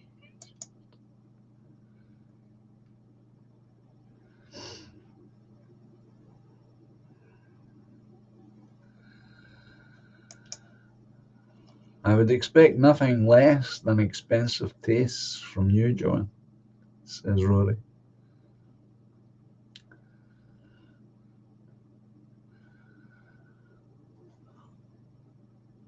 I don't know where it comes from. It certainly doesn't come from having money. Perhaps the real truth is that what we call expensive tastes, what is called the finer foods in life, perhaps they wouldn't be called that at all if they were made more available to the general public.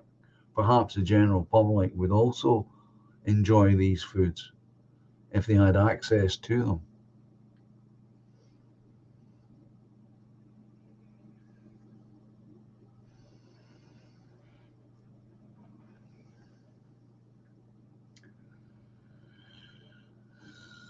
Haddock can also be very nice, and the fresher you can get haddock, the better it is. And it used to come fresh here, right off the docks in the old days.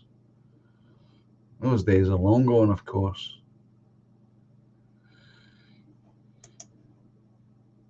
Caviar is expensive, says Treble M. Well, you know how I got to try it? I got to try it because years and years and years ago, Smirnoff vodka did a promotion, and they were giving, with every bottle of vodka you bought from them, they had a small jar, maybe about so big, fixed to the top of the vodka that had caviar. And that's how I got to try it. Loved it straight away.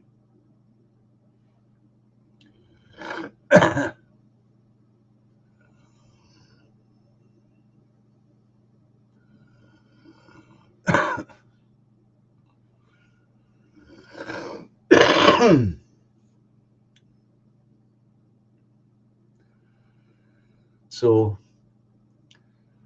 that was good. Oysters I first tasted in a Glasgow restaurant.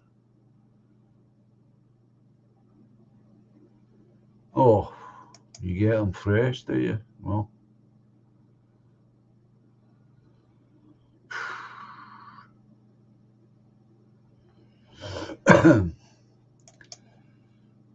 again, I took to oysters straight away. Loved them.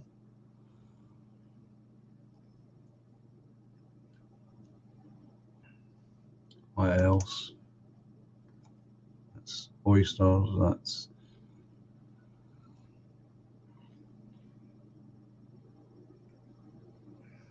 and champagne was bought for me in various bars over the years, and that's how I got to taste it, because people bought it for me. In fact, a friend of mine, Sammy Shaw, used to send me. He sent me a bottle of Bollinger for my birthday one year, a couple of years back. Then a bottle came at Christmas, and my old pal Jerry used to buy me Bollinger every Christmas.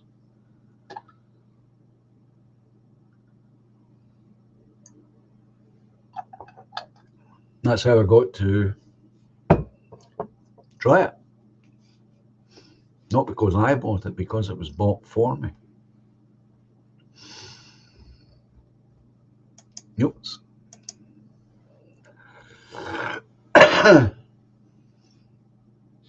Mussels, love them. Clabby doos, I don't know if you know what a clabby do is, you folk from outside of Scotland.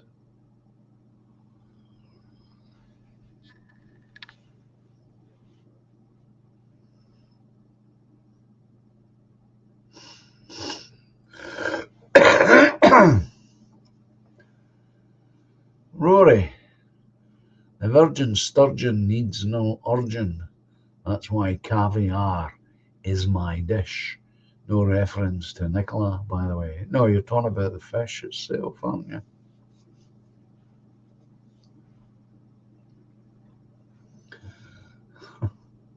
We're on to food. Oh yeah, and remember, I'll be on here tomorrow because it's Friday. Of course. And remember, second Friday in June is the poetry stream.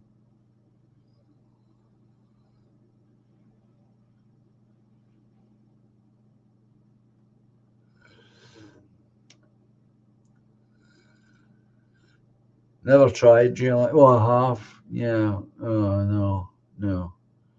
I'm not keen on jellied things. Scallops. Yeah. Now and then.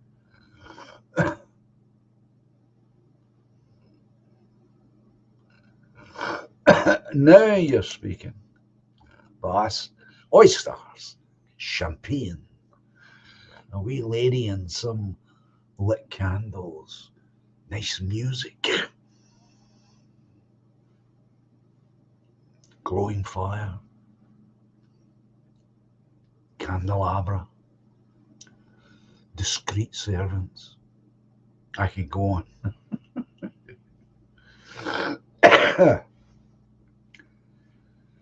But I won't. So there you go. Yes, I could live that life, but again, it's not these kind of foods you couldn't take all the time. You couldn't. Lobster, I love lobster as well.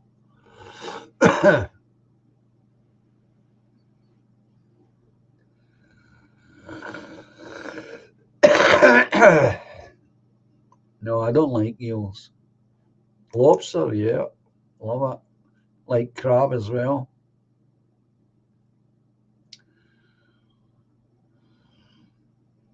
I couldn't say.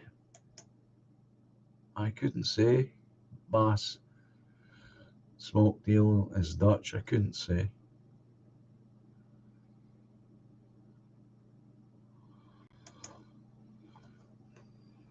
Raymond is informing me you don't have to eat the jelly, although some people love it. We used to sell jellied veal in this shop when I first started working. Jellied veal. And I think you may well be right here, Raymond, because I used to try all these things because it didn't cost me anything. And I found that if I picked out the meat away from the jelly, I could eat the meat, but I couldn't eat the jelly, which sounds maybe a bit kind of daft, but that's it. I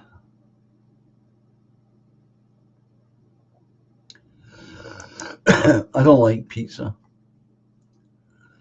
I like the base, the bread base of it. I like that. I'm not fussy for tomatoes and tomato sauce. You know.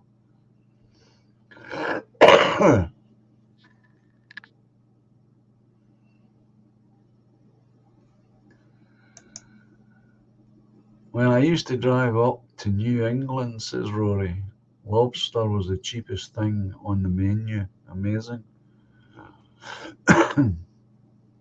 That's a big thing in New England, isn't it? That when lobster season comes in.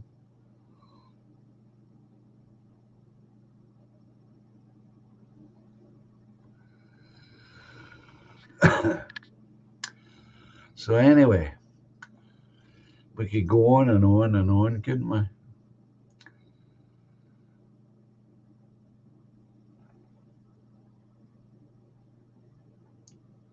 About foods.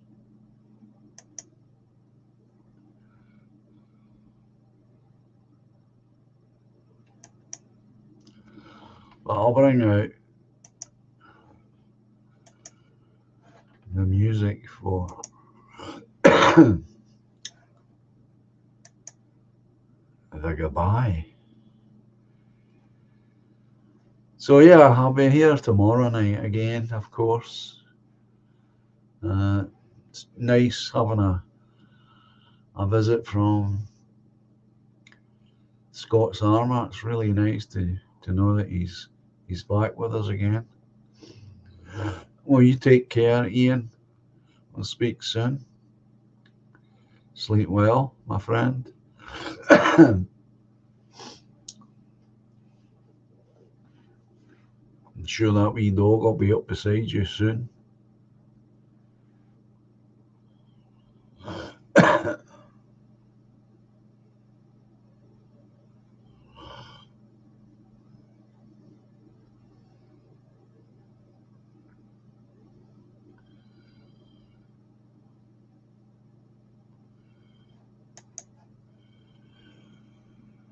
My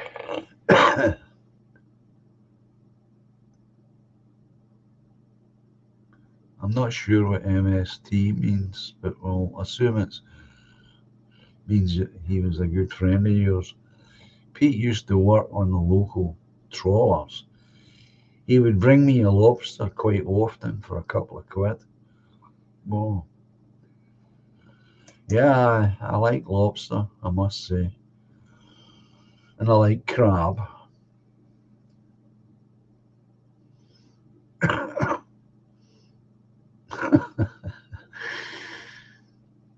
Yeah, you take care, Ian, and sleep well.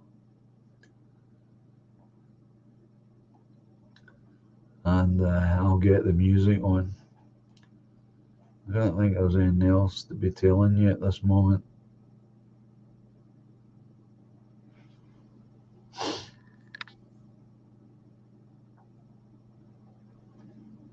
I don't think so.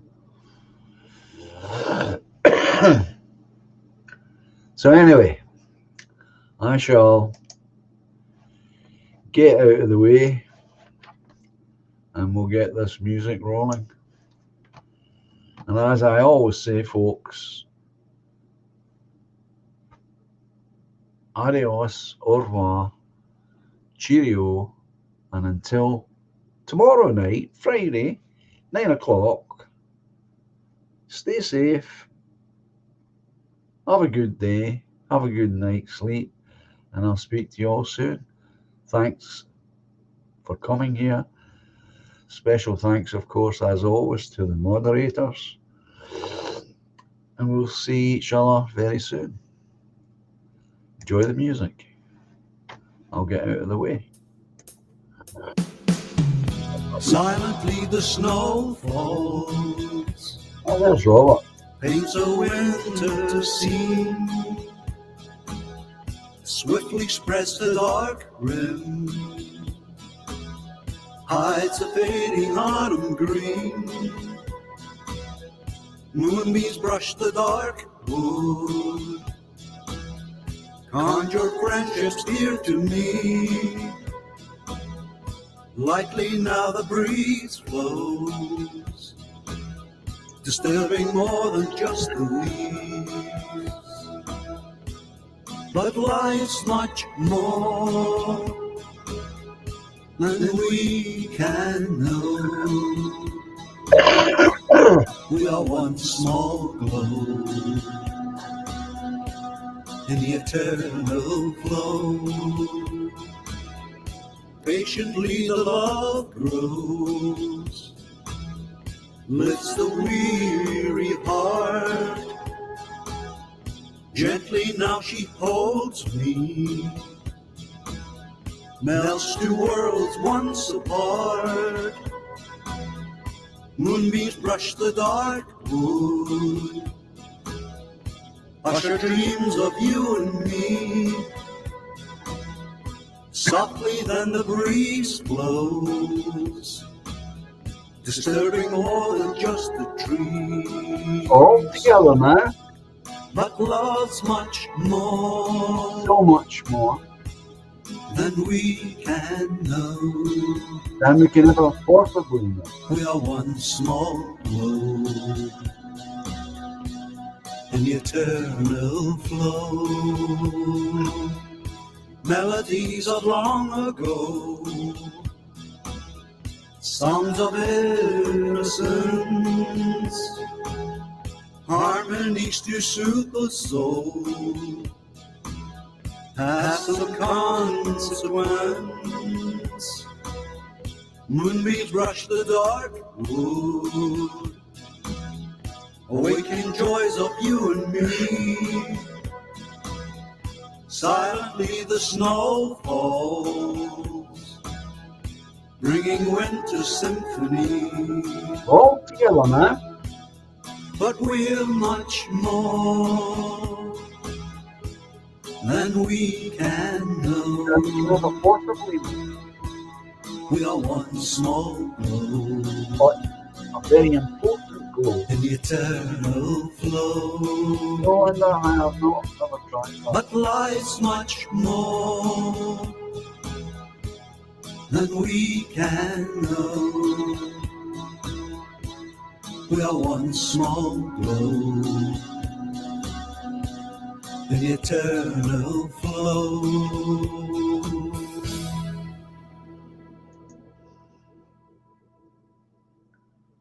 So you all take care, folks. Stay safe and all that good stuff. And of course, when you get the chance, spread the truth. Even if it's only a little, it's better than none. Bye for now.